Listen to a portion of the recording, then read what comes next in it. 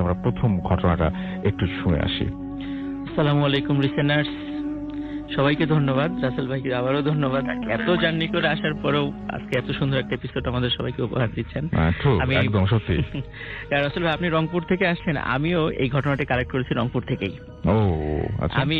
আমি যে প্রতিষ্ঠানে চাকরি করি, আমি ওখানে প্রতিষ্ঠানের কাজে ক্লাস নিতে বাংলাদেশের বিভিন্ন জায়গায় আমাদের যে ব্রাঞ্চ গুলো আছে সেখানে ক্লাস নিতে যেতে হয়। তো আমি যখন এই কিছুদিন আগে রংপুরে গিয়েছিলাম ক্লাস নিতে, ওখানে আমি ক্লাস নিতে গেলে মোটামুটি যেহেতু ভূত এফএমের প্রতি ভালোবাসা আছে এবং অনেক সময় আসি, আমি চেষ্টা করি কিছু ইউনিক স্টোরি ওখানকার স্থানীয় যারা আছেন বা বিভিন্ন লোক আছে তাদেরকে কালেক্ট করার জন্য। অনেক এখন ভাবছে কি সুন্দর একটা মিলাইছে, যে রংপুর থেকে আসছে, উনিও রংপুর থেকে ক্লাস নিয়ে আসছেন, চিন্তা করতেছেন অনেকে। যাই হোক, আমরা ঘটনায় চলে যাই। আমি সরাসরি ঘটনাতে চলে যাই। রাসেল ভাই, আমি এখন যে ঘটনাটি শেয়ার করতে যাচ্ছি, ঘটনাটি নীলফামারীতে ঘটা একজন আইসিএস অফিসারের সাথে। কারণ 1793 সালে যখন ওই যে চিরস্থায়ী বন্দোবস্ত প্রবর্তিত হয় আমাদের এই উপমহাদেশে, তখন ওই ইন্ডিয়ান সিভিল সার্ভিস বলে যেটা চালু হয়, ওখানে ওই ব্রিটিশ কিছু অফিসারদেরকে নিয়োগ দেওয়া হতো। 16 থেকে 21 বা 23 বছরের মধ্যে কিছু অফিসারদেরকে নিয়োগ দেওয়া হতো, যারা ওই রাজস্ব কালেক্ট সহ এবং আইন শৃঙ্খলা রক্ষাকারী বাহিনীর প্রধান হিসেবে দায়িত্ব পালন করতেন। আইসিএস অফিসার বলা হতো তাদেরকে। ওই ঠিক একজন আইসিএস অফিসারের সাথে ঘটে যাওয়া একটি ঘটনা। তো এটি আমার সাথে যিনি শেয়ার করেছেন, তো ওনার দাদা ব্রিটিশ পিরিয়ডে পুলিশে চাকরি করতেন।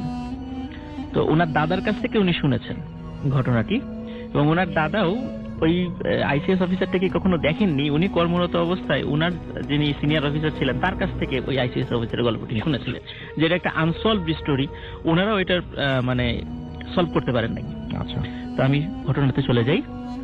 ঘটনাটি যে সময়টা যে আমি যেভাবে শুনেছি সেটা আমি আন্দাজ করে নিয়েছি এই 1890 থেকে হয়তো বা 1900 সাল, এই সময়ের মধ্যে, এই 10 বছরের মধ্যে ঘটনাটা। অনেক আগের ঘটনা। যিনি আমাকে বলেছেন উনি একেবারেই নিরক্ষর। তো ওনার কাছ থেকে আমি যতটুকু শুনে বিভিন্ন ঘটনার সাথে মিলিয়ে সময়টা ঠিক করেছি আর কি। তো ঘটনাটি চলে যায়। সেটা হচ্ছে ওই সময় ছিল শীতকালে এই আইসিএস অফিসার উনি রাতের বেলা যখন বাসায় ওনার কোয়ার্টারে অবস্থান করছিলেন, তখন হঠাৎ করে ওনার এক অফিসার এসে ওনাকে খবর দিল, স্যার একটা মার্ডার হয়েছে, এই লাশটি আমরা ধরতে পারছি না, আপনি একটু যেতে হবে, খুবই একটু মানে অন্য ধরনের একটা মার্ডার, এটা আমরা বুঝতে পারছি না, আপনি একটু চলেন। তো উনি গেলেন, সেখানে গেলেন। তো উনি ওখানে যাওয়ার পরে পুলিশদের যে কাজ, যে কোথাও মার্ডার বা ক্রাইম হলে ওনারা ওই জায়গাটা চারদিক থেকে একটু রেকি করেন, যে এবং দেখেন যে আসলে মানে ক্রাইম সিন গুলো কি আছে আশেপাশে, ওগুলো একটু রেকর্ড করেন পরবর্তীতে মামলার তদন্ত যাতে সেগুলো কাজে লাগে। তো উনি বেশ মানে তার বাসার চারদিকে ঘুরে তেমন কোনো চিহ্ন পেলেন না। শুধু একটা চিহ্ন উনি পেয়েছেন, ওই মার্ডার যে রুমে হয়েছে ওই রুমের জানালার একটা পার্ট শুধু খোলা ছিল, একটা পাল্লা খোলা ছিল, খুব মজার ঘটনা। এবং দরজাও ভিতর থেকে লাগানো। প্রিয় লিসেনার, ভূত এফএমের বাছাই করা এপিসোডে সকলকে জানাই স্বাগত। চলে আসলাম প্রতিদিনের মতো বাছাই করা কিছু ভয়ানক ঘটনা নিয়ে। এই এপিসোডে আপনারা শুধুমাত্র বাছাই করা ভয়ানক ঘটনা শুনতে পাবেন। প্রিয় লিসেনার, আপনারা যারা প্রতিনিয়ত এই ধরনের বাছাই করা ভয়ানক ঘটনা শুনতে ইচ্ছুক, অবশ্যই এই চ্যানেলটি সাবস্ক্রাইব করে নেবেন, কেননা এই চ্যানেলের মধ্যে শুধুমাত্র বাছাই করা ভয়ানক ঘটনাগুলো পাবলিশ করা হয়। তাহলে চলুন এই ভিডিওর মধ্যে একটি লাইক দিয়ে আমরা প্রত্যেকটা ঘটনা শেষ পর্যন্ত শুনে আসি। তো উনি ওখানে যাওয়ার পরে দরজাটা ভাঙতে বললেন। তো ওনার যারা কনস্টেবল বা যারা ছিলেন তারা দরজাটা ভাঙলেন। ঢোকার পরে ওখানে যেটা দেখা গেল যে লাশটি, মজার বিষয় অদ্ভুত ব্যাপার, ওই লাশে মানে একটা ফুটবল যদি চুপসে যায় ঠিক যেরকম হয় যে বাতাস বের হয়ে গেলে, যে ওই লাশের মনে হচ্ছে ভিতর থেকে মানে বাতাস চুপসে গেছে। মানে উনি হাত দিয়ে দেখলেন ওই লাশের শরীরে বিন্দু মাত্র কোনো হাড় ছিল না, শরীরে সবকিছু আছে, হাড় নাই, একটি হাড়ও নেই। ওই লাশের শরীরে কোথাও কোনো ক্ষত ছিল না। আচ্ছা, কোনো ক্ষত নাই, তাহলে ওনার শরীরে হাড়গুলো কোথায় গেল? এটা বিস্ময়কর ব্যাপার ছিল। অবশ্যই। এবং ওই সময় তো এত ফরেনসিক ব্যবস্থাও ছিল না সেই ওই সময়, এবং নীলফামারীর ওদিকটাও এমনিতে এখনো তো অনেক মানে রিমোট কর্নার। তো তখন ওটা সনাতন ধর্মাবলম্বী ছিলেন ওই পরিবার, তাকে পুলিশের অনুমতি নিয়ে তাকে দাহ করা হয় আর কি। তো এই ঘটনার ঠিক অল্প কিছুদিন পরে, মানে 1 মাসও না, 1 মাস এরকম সামথিং এরকম সময় হবে, হঠাৎ ওই রাতের বেলা মানে আবার ওই আইসিএস অফিসারের বাসায় এসে কিছু অফিসার বলছে যে স্যার একটু যেতে হবে, একটা মার্ডার হয়েছে, আপনাকে একটু যেতে হবে, এটা ধরা যাচ্ছে না, দেখা যাচ্ছে না, একটু অন্যরকম মার্ডার, আপনি একটু চলেন। তো উনি গেলেন।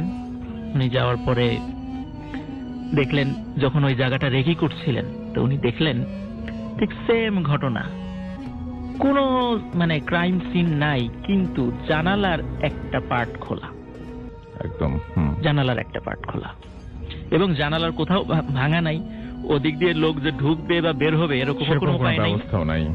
তো উনি, এবং ওই দরজাটা ভিতর থেকে লাগানো, মানে যিনি ঘুমিয়েছিলেন ওখানে দরজা থেকে ভিতর থেকে লক করে ঘুমিয়েছিলেন।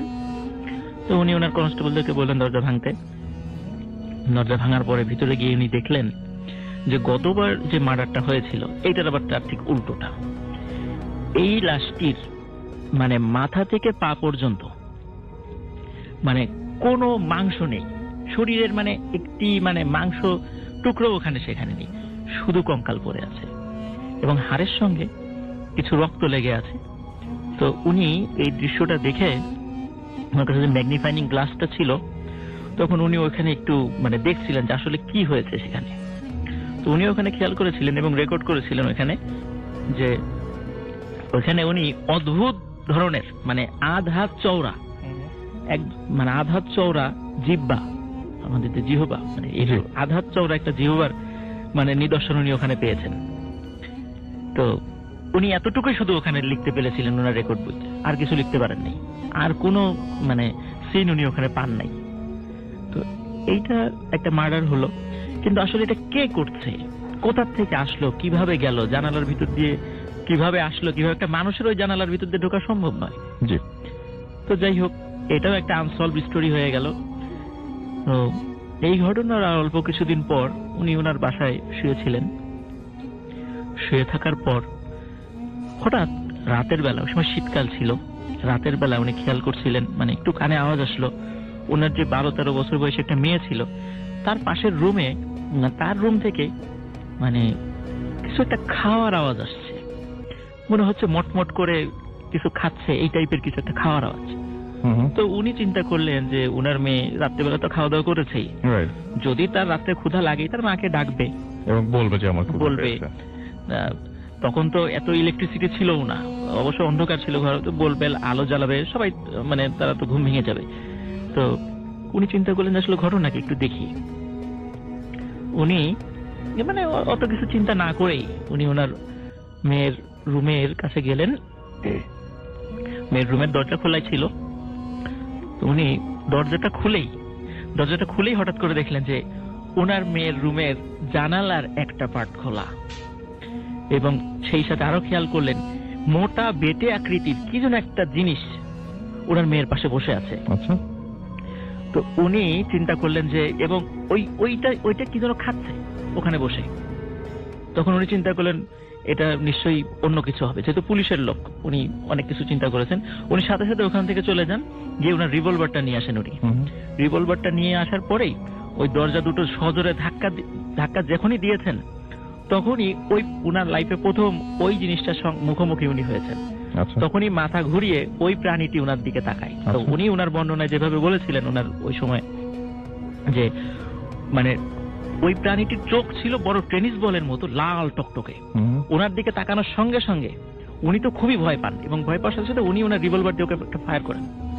ফায়ার করার সময় দেখলেন ওই প্রাণীটি এত মোটা, মুহূর্তের মধ্যে জানালা দিয়ে বেরোয় চলে গেল, অদৃশ্য হয়ে গেল। তারপর উনি ওনার ফায়ারের সাথে ওনার স্ত্রী আসেন এবং ওনার আলো জ্বালিয়ে যেটা দেখতে পান আসলে খুবই একটা মর্মান্তিক দৃশ্য। ওনার মেয়ের পা থেকে কোমর পর্যন্ত অলরেডি ওই প্রাণীটি খেয়ে ফেলেছে। আচ্ছা। ওই দৃশ্যটি দেখে ওনার স্ত্রী তখনই ফিট হয়ে যান। পরবর্তীতে উনি মানসিকভাবে মানে অসুস্থ হয়ে পড়েন, মানে একটা পাগল বলতে যেটা বোঝায়, ওনার স্ত্রী পাগল হয়ে যান। তাকে ব্রিটেনে পাঠিয়ে দেওয়া হয়। পরে উনিও চাকরি ছেড়ে দিতে চেয়েছিলেন, কিন্তু সরকার ওনাকে রেখে দিয়েছিলেন। উনি ওখানে কিছুদিন কাজ করেছিলেন। উনি একদিন হঠাৎ ওনাকে খুঁজে পাওয়া যাচ্ছিল না, সকালে ওনাকে কোথাও খুঁজে পাওয়া যাচ্ছে না। তো খুঁজতে খুঁজতে মানে ওখানে বেশ একটা পুরাতন অনেক বড় একটা কদম গাছ ছিল। আমরা তো জানি কদম গাছের ডালগুলো কিন্তু মাথার দিকে থাকে, নিচের দিকে ডাল আসলে থাকে না, এবং ডালগুলো কদম গাছের খুব নরম হয়। তো সবাই গিয়ে দেখলো একটা কদম গাছের ডালের সঙ্গে উনি গলায় ফাঁস দিয়ে আত্মহত্যা করেছেন। কিন্তু কদম গাছটি এত বড়, এবং ওনার পুলিশ বাহিনীর সবাই জানতেন উনি গাছে উঠতে জানেন না, উনি কিভাবে এত বড় গাছে উঠলেন, এটা একটা প্রশ্ন। দ্বিতীয় কথা, কোন লোক ওনাকে, উনি অনেক উচ্চ লম্বা ছিলেন, একটা মানুষকে এইভাবে ধরে কদম গাছে উঠানো সম্ভব নয়। উনি তাহলে কে তাকে উঠিয়েছে? এবং কদম গাছের ডালটা অনেক নরম, কিন্তু উনার এত বড় একটা দেহ ওখানে ঝুলছে, ডালটা ভেঙে পড়ছে না। যাই হোক, নিচ থেকে সবাই চিন্তা করলেন এবং একটা লোককে ওখানে লাশটা নামানোর জন্য উঠানো হলো। ওই লোকটি যখনই মানে ওই কদম গাছের ওই ডালের কাছে উঠে ওই ডালে হাত দিয়েছে, সঙ্গে সঙ্গে ওই ডালটি ভেঙে ওই লাশ সহ নিচে পড়ে গেছে, স্পর্শ করার সঙ্গে সঙ্গে। এবং উনি তো ওখানে মারা যান। ওনাকে নীলফামারীতেই মানে খ্রিস্টান ধর্মে যেভাবে আছে ওনাকে সেখানে ওখানে দাফন করা হয়। মজার বিষয় রাসেল ভাই, ওই যে ওনার গলায় যে দড়িটা ছিল, পুলিশ বাহিনী যারা ওখানে ছিল সবাই বলেছে এই দড়িটা, ওনার এই ধরনের দড়ি ওনারা আগে কখনো দেখেন নাই। এবং ওনার লাশ নামানোর পরে ওই দড়িটা যখন ওনারা থানায় রেখে দিয়েছিলেন, তার পরবর্তীতে গিয়ে ওই দড়িটা খুঁজে পাওয়া যায়নি। আচ্ছা, এই দড়িটা খুঁজে পাওয়া যায়নি। এই যে ঘটনাটি মানে ওনার সাথে ঘটে যাওয়া, আর ওই ধরনের মার্ডার পরবর্তীতে আর ওখানে হয়নি। এখানে আরেকটা ব্যাপার রাসেল ভাই, 3টা রাত্রে যখন মার্ডার হলো ওনার মেয়ে সহ, এই 3টা রাত্রেই ছিল পূর্ণিমার রাত। পূর্ণিমার রাতে 3টা মার্ডার হয়েছে, একদম 3টাতেই পূর্ণিমা রাত ছিল। কিন্তু এই ধরনের অদ্ভুত রকমের মার্ডার ওনার মৃত্যুর পরে আর কখনো ওখানে হয়েছে বলে শোনা যায় না।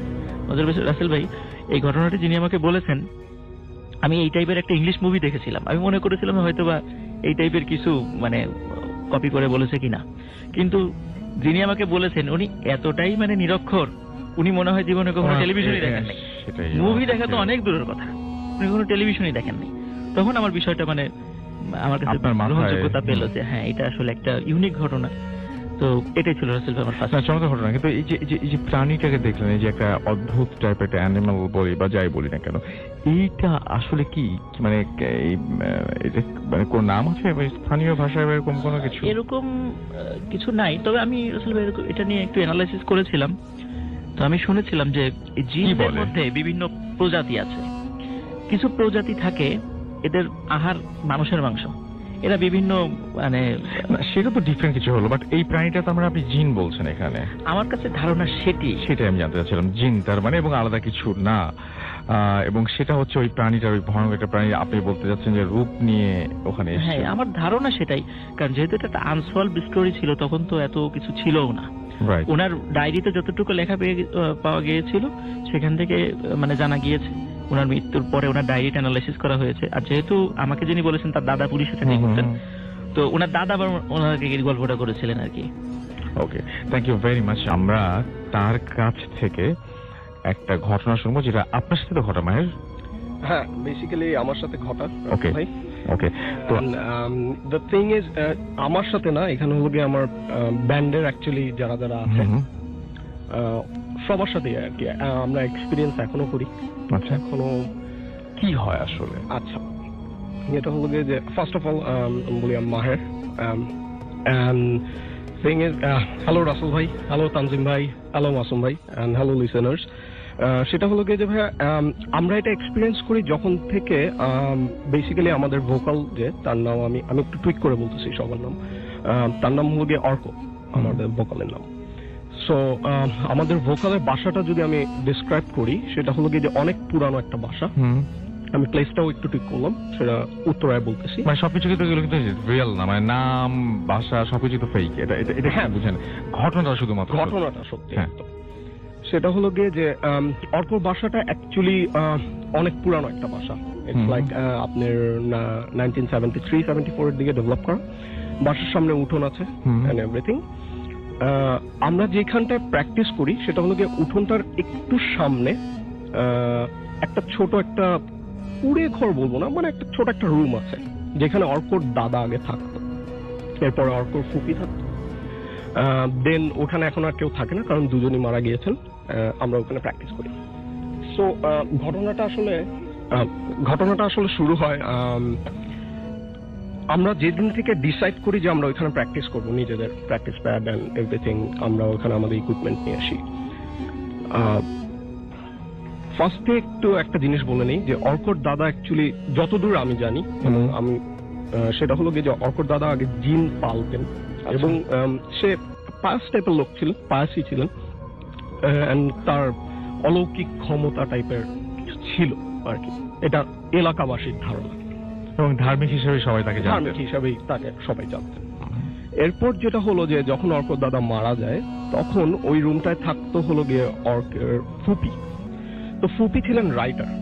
তো যেটা হয় যে ফুপি হঠাৎ করে 2 দিনের জন্য বাসা থেকে কাউকে না বলে, অর্করা জয়েন্ট ফ্যামিলি, ওই বাসায় সবাই থাকে, না বলে চলে যায়। তো ভাবে যে ওকে রাইটার মানুষ হয়তো বা কোথাও গেছে, খুঁজে, বাট মনে করে যে ওকে এসে পড়বে, মানে উনি এই জিনিসগুলো আগেও করতো।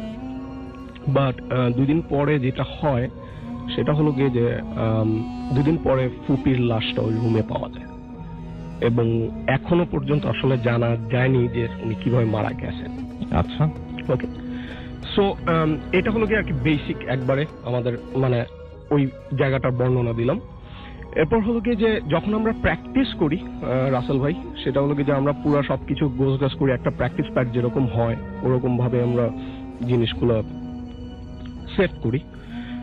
ফার্স্ট অফ অল আমরা যেটা প্রেশার খেলাম, আমাদের এলাকাবাসী আমাদের বলতেছিল যে তোমরা যেহেতু এই রুমটা ইউজ করবা, তোমরা একটু মিলাট টিলাট করে নিও আর কি, মানে ভালো না। তো আমরা তখন তোয়াক্কা করিনি আর কি, আমরা উড়িয়ে দিচ্ছি জিনিসটা।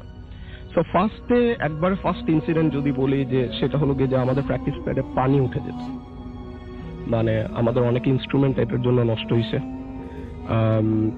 আমরা ফার্স্টে মনে করছি যে প্রবলি ড্রেনের লিকেজ ছিল এন্ড এভরিথিং। আমরা আরো কাজ করছি, সিমেন্ট দিছি, বালু দিছি, এন্ড আমরা আরেকটু উঁচু করছি প্র্যাকটিস প্যাডটা, বাট কোনো কাজ হয়নি।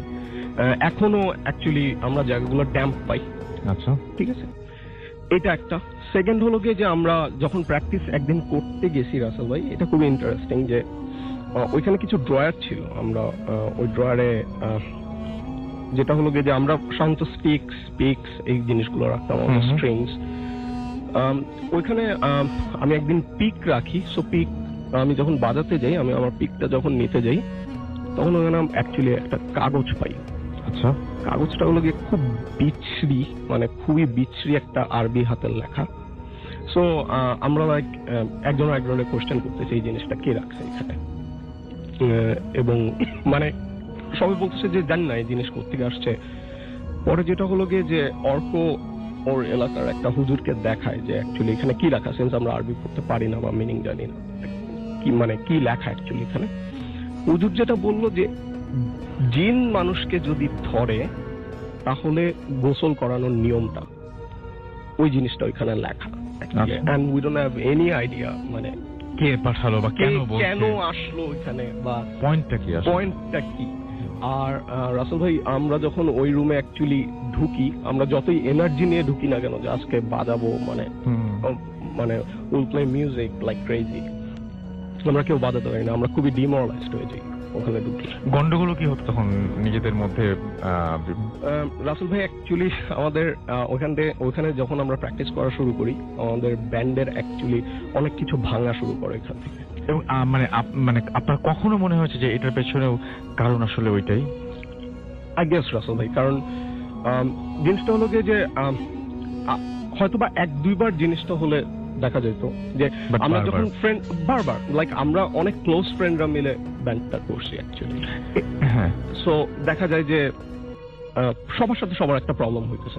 ক্লোজ ফ্রেন্ড হলে তো প্রবলেম হওয়ার কথা না, প্রথম কথা। আর দ্বিতীয় কথা হচ্ছে শুধু জিনিসটা কি আপনি একাই ফিল করতেন না অন্যরাও ফিল করতো? সবাই ফিল করতো, এবং সবার চেয়ে স্ট্রংলি যে ফিল করতো ওটা হলো গিয়ে অর্ক। আচ্ছা, ও এখনো, আমি খুবই রিসেন্ট একটা ইনসিডেন্ট বলি যে আমি অ্যাকচুয়ালি আমার ওয়াইফের সাথে মিট করার জন্য আমি দেশের বাইরে যেতে চাচ্ছিলাম। সো আমি যেদিন ভিসা অ্যাপ্লাই করবো, আমি ওই দিন অর্কর বাসায় ছিলাম। এন্ড অর্ক আমার বলতেছিল আমি ওই বাসাটাতেই, এবং আমরা বারান্দায় দাঁড়ায় আছি, আমরা গিটার টিটার বাজাচ্ছি, মজা করতেছি। তো অর্ক আমার বলতেছে যে তোর ভিসাটা না হবে না, আমি আচ্ছা। বললাম যে কেন? তো আমি হাসতেছি, বলতে তোর ভিসা হবে না, তুই যাইতে পারবি না, তুই আমাদের সাথে সারা জীবন বাজাবি। তো আমি হাসতেছি, আমি বললাম যে ঠিক আছে, যাই হোক আমি যাই, আমি আমার ভিসা অ্যাপ্লাই করতে হবে, আমি সময় চলে যাচ্ছে। বিশ্বাস করবেন না রাসেল ভাই, 5 মিনিট পরে আমার চিন্তাই হয়, আমার এখানে পাসপোর্ট অ্যান্ড অরিজিনাল ডকুমেন্টস সব ছিল। আমার সবকিছু চলে যায়। পরে আমি অর্ককে ফোন দিই, অর্ক আসে, তখন বলো যে দোস্ত আমি বুঝতেছিলাম আমার এরকম একটা ফিল হইতেছে, জাস্ট আপনি ফিল করেছেন। ফিল করছে। And I don't know, মানে and plenty of stories আছে এরকম ধরনের। ছোট ছোট, মানে কার সাথে কেন হচ্ছে, মানে আমরা এখনো কোনো এক্সপ্লেনেশন পাইনি। আমরা বলবো না যে আমরা কিছু দেখি বা, বাট একটা জিনিস আমরা ফিল করি। তো আমরা চলে যাব এখন আমাদের আরো একজন অতিথি আছেন তার কাছে। আপনার নামটা প্লিজ একটু বলবেন, তারপর আপনার ঘটনায় আমরা যাব। জি, থ্যাংক ইউ রাসেল ভাই। হ্যালো লিসেনার, আমি ওসমান, আমি এসেছি মিরপুর ইস্টার্ন হাউজিং থেকে। তো আমি আমার ঘটনায় চলে যাচ্ছি। ঘটনাটি ঘটে আজ থেকে 5-6 বছর আগে। এটা আমার এক কলিগের ফ্রেন্ডের সাথে। 5-6 বছর আগে আমার কলিগের ফ্রেন্ডের একটি মেয়ের সাথে পরিচয় হয়। মেয়েটি একটি টেকনিক্যাল পলিটেকনিক্যাল ইনস্টিটিউটে উনি ডিপ্লোমা করছিলেন। আচ্ছা। তো তখন পরিচয় হওয়ার পরে মেয়েটাকে তার পছন্দ করা শুরু হয়। তো প্রথমত মেয়েটি তাকে মানে তার যে প্রপোজালটা রিজেক্ট করে ফেলে।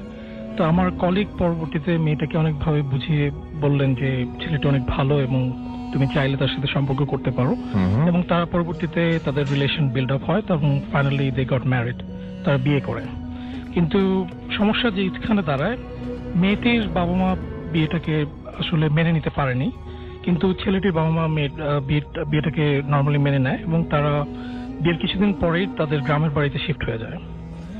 তো শিফট হয়ে যাওয়ার পরে শুরুতের দিকে বা মেয়েটার কোনো ধরনের কোনো অ্যাটিটিউডের বা কোনো ধরনের কোনো সমস্যা হয়নি, কিন্তু 4-5 মাস পরে মেয়েটি তার বাড়িতে মানে তার প্যারেন্টসের সাথে দেখা করার জন্য তার খুব এক্সাইটেড হয়ে যায়, সে খুব দেখা করতে চায়।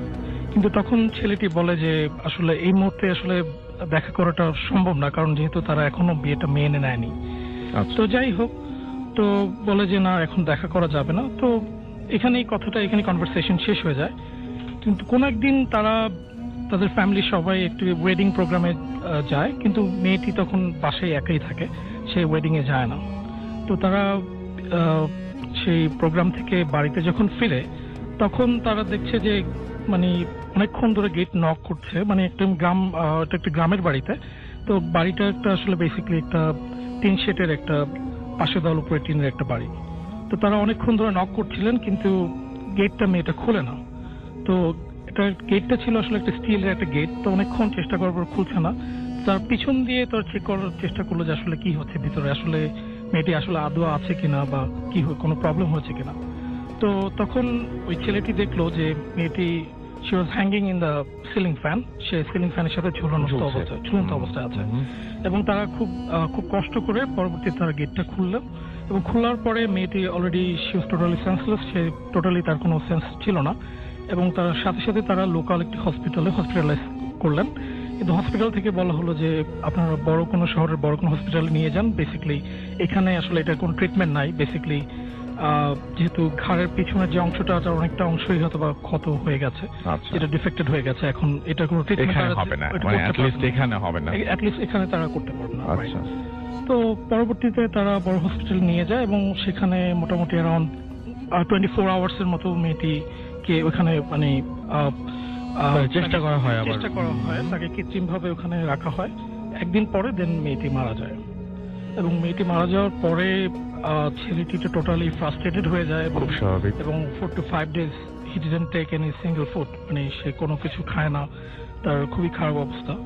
তো তার কয়েকদিন পরে আমার কলিগ তার সাথে এক রাত্রেবেলা তার বাসায় গিয়ে থাকতে যায়, এবং এক রাত্রেবেলা তারা দেখছে যে হঠাৎ করে খুব নূপুরের আওয়াজ, কারণ বেসিক্যালি মেয়েটি সে নূপুর পরে বাড়িতে ঘোরাফেরা করত, এবং তার রুমের পাশ থেকে খুব ক্লোজলি আসলে সাউন্ডটা আসছিল। এবং এটা দেখে আসলে আমার কলিগ এবং তার ফ্রেন্ড দুজনে খুব ভয় পেয়ে যায় এবং সাথে সাথে তার প্যারেন্টসকে ডাকে যে বাবা এরকম আমি দেখছি শুনছি। তো তারাও জিনিসটা দেখতে মানে শুনছে যে আসলে খুব এত নূপুরের আওয়াজ এত রাত্রবেলা, তখন 11টা-12টার সময় আসলে নূপুরের আওয়াজ শোনাটা আসলে ইটস ভেরি খুবই একটা বিস্ময়কর ব্যাপার একটা একটা, হ্যাঁ, হ্যাঁ। উইয়ার্ড একটা ব্যাপার। তো যাই হোক, তো পরবর্তীতে আমার কলিগ, সে খুবই সাহসী একটা লোক ছেলে আর কি, ভেরি মানে ব্রেভ আর কি। তো সে দরজা খুলে আসলে দেখতে চায় যে আসলে কি হচ্ছে, আসলে বাইরে কিছু আছে নাকি। তো দরজা যখন খুলে উনি দেখলেন যে হঠাৎ করে কোনো একটা জিনিস একটা স্পিডি ভাবে একটা ফোর্স তার চোখের সামনে দিয়ে দ্রুত চলে গেল। আচ্ছা, এবং এটা দেখে সে আরো মানে এক্সাইটেড হয়ে গেল যে আসলে ভিতরে কি হচ্ছে, আমি একটু সামনে এগিয়ে আরেকটু দেখি ভালো হবে। হ্যাঁ, হ্যাঁ, রাইট। তো তারপর তার ওই ছেলের যে তার ফ্রেন্ডের বাবা মা বললো যে না, তুমি ওখানে আর যেও না, বিকজ এখন অন্য অনেক কিছু হতে পারে। সো রাত্রেবেলা এরকম একটা টাইমে হয়তোবা একটা বাজে একটা ফোর্স হতে পারে, so don't need to go over there. তো ওই রিকোয়েস্টের কারণে সে আর ওখানে যায় না। তো তার কিছুদিন পরে আবার ওই ছেলেটা প্রায় দেখে যে সে শুয়ে আছে, তার পাশে মেয়েটি, মানে দিনের বেলা বা যে কোনো টাইমে দেখছে যে মেয়েটি তার পাশে শুয়ে হাসছে, একদম জলজ্যান্ত ভাবে দেখছে যে আচ্ছা, একই ভাবে ওই মেয়েটা সেম অবস্থা, জীবিত অবস্থা যেরকম ছিল সেরকম ভাবে হাসছে, এবং এটা প্রায় সে দেখছে। তো জিনিসটা আসলে ফার্স্টে সবাই ভাবলো যে এটা হতেই পারে, বা যেহেতু তার ওয়াইফের সাথে এরকম একটা ঘটনা ঘটেছে। কিন্তু আরো মজার বিষয় হচ্ছে এখানে কোনোভাবে এটা রিলেভেন্ট করা সম্ভব হচ্ছে না আমার কলিগের সাথে, বিকজ আমার কলিগ হচ্ছে জাস্ট তাদের সাথে ওই রিলেশনশিপ বিল্ড আপ করার যে ব্যাপারটা উনি করেছেন, যেহেতু মেয়েটার সাথে তার ডিরেক্ট কোনো ইনভলভমেন্ট ছিল না। আমার কলিগও সেম জিনিসটাই দেখছে, as a same it is like তার ফ্রেন্ড যেভাবে দুজন যা দেখছেন একই রকম ভাবে দেখছে। বাবা। তো তখন আমার কলিগ আরো ভয় পেয়ে যায়, আসলে আমার সাথে দুজন তো হওয়ার ভুল দেখতে কথা পারেন না, কোনোভাবেই হ্যাঁ। হওয়া সম্ভব না। তো যাই হোক, কিছুদিন পরে মেয়েটি ওই ছেলেটি অন্য জায়গায় বিয়ে করে, এবং মোটামুটি আস্তে আস্তে কিছুটা সমস্যার সমাধান হয়, but still now my colleague could seen like মেয়েটা এখনো দেখে। আর আরেকটা ব্যাপার হচ্ছে এই যে দেখেন যে এটা থেকে কোনো প্রবলেম হয় তারপরে দেখার পরে? না, এটা দেখার পরে আসলে বেসিক্যালি সে কোনো ধরনের আসলে তার সাথে কোনো ধরনের ক্ষতি বা কিছু করতে চায় না। মানে এটা হয়তো বা তাকে কোনো একটা মেসেজ দিতে চায় কিনা, এটাও হতে পারে, বাট ইনফ্যাক্ট মানে তার কোনো ক্ষতি করে না বিধায় আসলে জিনিসটা he is not taking it seriously. Right. But এখানে একটা ব্যাপার হচ্ছে যে মেয়েটি আসলে আগে থেকে তার সুইসাইড অ্যাটেম্পের একটা ব্যাপার অনেক আগেই ছিল, টেন্ডেন্সি ছিল, যেটা আসলে মেয়েটি মারা যাওয়ার পরে তার বাবা মার থেকে শুনতে পায়। এরপরে আসলে ঘটনাটা এইভাবেই চলে। তো এই আর কি, মোটামুটি রাসেল ভাই, এটাই আমার ঘটনা ছিল। অনেক ধন্যবাদ আপনাকে। তো এখন আমরা চলে যাব আমাদের পরবর্তী ঘটনায়, এবং আমাদের সাথে আমাদের অতিথিও চলে এসেছেন। আপনার নামটা একটু প্লিজ বলবেন মাইক্রোফোনে, তারপরে আপনার ঘটনায় যাব আমরা। আসসালামু আলাইকুম রাসেল ভাই। ওয়ালাইকুম সালাম। আমার নাম প্রতীক, আমি এসেছি বাড্ডা লিংক রোড থেকে। ওকে, শুনি আপনার ঘটনা। জি রাসেল ভাই, তো রাসেল ভাই আমার সাথে যে ঘটনা ঘটে গেছে এটা বেশি দিন আগের না, মানে এই মাসের শুরুর দিকের ঘটনা। তো রাসেল ভাই, জেনারেলি যেটা হয়েছে, আমার আব্বু আম্মু ওনারা একটু কাজের জন্য ঢাকার বাইরে যায়। তো মোস্টলি ঢাকার বাইরে যাওয়ার সময় আমরা ফ্যামিলির 4 জনই যাই, নয়তো বড় ভাইয়া আমাদের বাসায় থাকে। জি। তো এবার আমার অ্যাডমিশনের জন্য আমাকে নিয়ে যাওয়া হয় না, তো আমি বাসায় থাকি ভাইয়া। তো আমি যেদিন বাসা থেকে আব্বু আম্মু যেদিন চলে যায়, সেদিন আমি রাত্রেবেলা আব্বু আম্মুর রুমে থাকি। তো সেই দিন আমার ওরকম কিছু হয় না রুমে, মানে 3:30-4টা পর্যন্ত আমি পড়ি, রুমে কোনো সমস্যা হয়নি, তো আমি ঘুমিয়ে পড়ি। তো ভাইয়া কাহিনীটা হয় এর পরের দিন। সেদিন ভাইয়া আমি রাত্রি 11টা-12টার সময় ঘুমিয়ে পড়ি। তো স্বাভাবিকভাবেই ঘুমাই, রাত্রি 2:30 কি 3টা বাজে, ঠিক সেই সময় হঠাৎ করে আমার ঘুমটা ভেঙে যায় ভাইয়া। আচ্ছা। তো আমি অনেক ঘামতে থাকি ভাইয়া।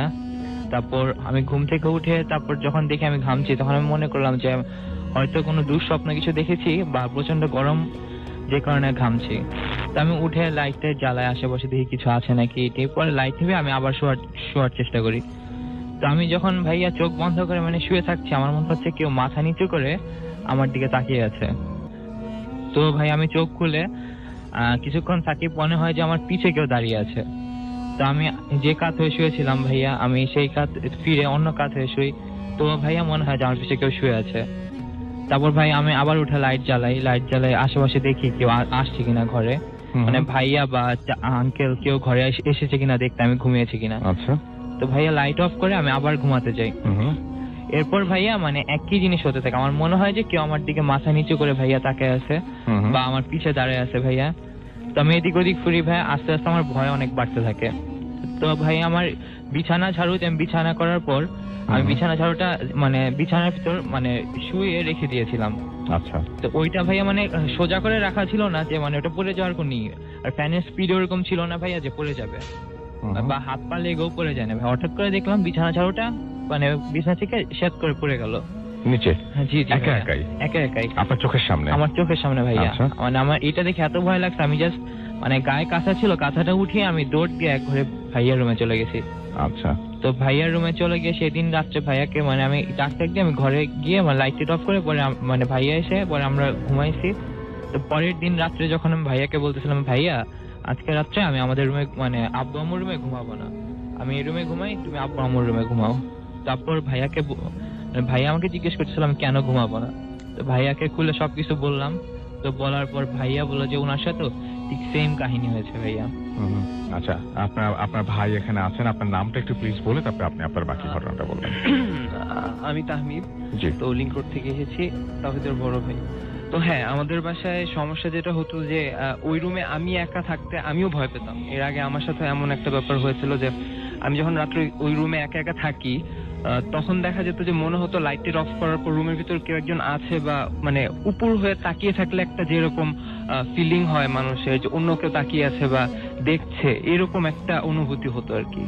তো আমি এই ভয়টা আগে পেতাম, সেই জন্য আর কি আমি একা একা ওই রুমে কখনোই থাকতাম না। তো এই কথাটা যখন ও বলে তখন আমি মানে লিটারেলি বড় ভাই সেই হিসেবে আর কি ওকে সাহস দেওয়ার জন্য ওকে বলছি যে না এরকম কিছু নাই, আমিও তো ওই রুমে ঘুমাই না, আমিও ভয় পাই। তো ও বলে কি আচ্ছা ঠিক আছে। তো পরে ওই দিন আমরা ঘুমিয়ে পড়ি ওই আব্বু আম্মুর রুমে তালা দিয়ে আর কি, সেই রুমে আর থাকি না আমরা। তো পরের দিন যথারীতি আব্বু আম্মুর টাঙ্গাইল থেকে চলে আসে, ঢাকায় চলে আসে। তো আসার পর আমরা চারজন একসাথে খাচ্ছি। তো খাওয়ার সময় আম্মুকেও ঘটনাটা বলতেছিল। আচ্ছা, তো আব্বু এখানে ছিল, আব্বু খাচ্ছে। তো ঘটনা যখন ও আম্মুকে বলতেছে তখন খেয়াল করলাম যে আব্বুর দিকে তাকিয়ে আছে। তো আব্বু তারপর ওর কথাটা শুনে আব্বু ওর কথাটা শুনলো, আম্মু শুনলো। তো আম্মু বলে এসব কিছুই না, তুমি রাত্রে সোয়েটার উপরে ঘুমাবো, তাহলে আর এরকম কিছু হবে না। তো আব্বু আবার তখন ডিরেক্ট বলে দিল যে আমরা যখন এরপর টাঙ্গাইল যাবো ওই রুমে কারোই থাকার দরকার নেই, ওই রুমটা তালা দিয়ে একা থাকবা। তো ভালো কথা। তো পরের দিন এটা আবার আমরা আবার আব্বুর সাথে ডিস্টেন্স থাকার কারণে আব্বুকে ডিরেক্ট জিজ্ঞেস করতে পারিনি। তো পরের দিন আমি আম্মুকে জিজ্ঞেস করি যে আম্মু আসলে ব্যাপারটা কি। আম্মু বলে যে আব্বুর নাকি নিজেরও এরকম এক্সপিরিয়েন্স হয়, রাতে যখন একা ওই রুমে থাকে তখন আব্বু নাকি এরকম ফিল করে যে রুমে অন্য কেউ আছে বা আব্বুর গায়ে হাত বুলিয়ে দিচ্ছে, এরকম একটা মানে ফিলিং নাকি আব্বু নিজেও পায়। তো মোট কথা আরেকটা জিনিস বলতে হয় ভাইয়া, যে যখন মাঝে মাঝে আম্মু মানে ঢাকায় থাকতো না কোনো কাজে, আব্বু একা যখন থাকতো আমরা খেয়াল করতাম যে আব্বু লাইট জ্বালিয়ে রাতে ঘুমাচ্ছে। তা আমরা কখনো এটা নিয়ে কোয়েশ্চেন করিনি, কারণ হয়তো আব্বু কাজ করতেছে বা কোনো একটা রিজনে রাত্রে লাইট জ্বালিয়ে রাখছে, তো এই জন্য জিজ্ঞেস করিনি কখনো। কিন্তু পরে আম্মুকে জিজ্ঞেস করার পর আম্মু কথাটা বলে যে আসলে আব্বু নিজে ভয় পায় বা আব্বু নিজে এই জিনিসগুলোতে একটু আনকমফোর্টেবল ফিল করে দেখে রাত্রে আব্বু নিজেও এরকম লাইট জ্বালিয়ে রাখতো। তো পরে আর কি ব্যাপারটা আমরা বুঝতে পারি। তো এখন এই ব্যাপারটা বুঝতে পারার পর আর কোনো কথা বাড়েনি। আর পরবর্তীতে এরপর আম্মু আব্বু টাঙ্গাইল রিসেন্টলি যায়নি, আর কোনো ইনসিডেন্ট হয়ও নেই। আচ্ছা, আপনাদের এই বাসাটা তো নিজের বাসা? হ্যাঁ হ্যাঁ হ্যাঁ। আচ্ছা, নিজের বাসা। এখন এই বাসাটায় এরকম ঘটনা ঘটছে, এটা কেন ঘটছে? এটা আসলে কোনো মানে এক্সপ্লেনেশন আমাদের কারো কাছেই না। আব্বুকে আম্মুকে যেভাবে জিজ্ঞেস করেছিলাম তারা কিছুই বলে নাই। তো এতটুকু বলতে পারি যে আব্বু আম্মু যে রুমে থাকে এই রুমে আমার দাদি মারা যায়। আচ্ছা, তো আমার দাদি মারা যায় এই রুমেই মারা গিয়েছিল, ঠিক রাত্রি 3:30-4টার দিকে এরকম একটা টাইমে ক্যান্সারে মারা গিয়েছিল। তো আমাদের একটা টাইমে আমার আব্বু অনেক সিক হয়ে গিয়েছিল, আব্বুর অনেক বড় একটা ব্যাকবোনের অপারেশন হয়। তো তার আগে আব্বু যখন সিক হয়ে যায় তখন দেখা যায় যে একটা মানুষ যখন অসুস্থ হয় তখন মোটামুটি অনেকেই সাজেস্ট করে যে এটা কি কোনো কুফুরি কালাম কিনা বা কেউ করছে কিনা, ডাক্তারে দেখানোর পাশাপাশি এরকম অনেকেই সাজেশন দেয়।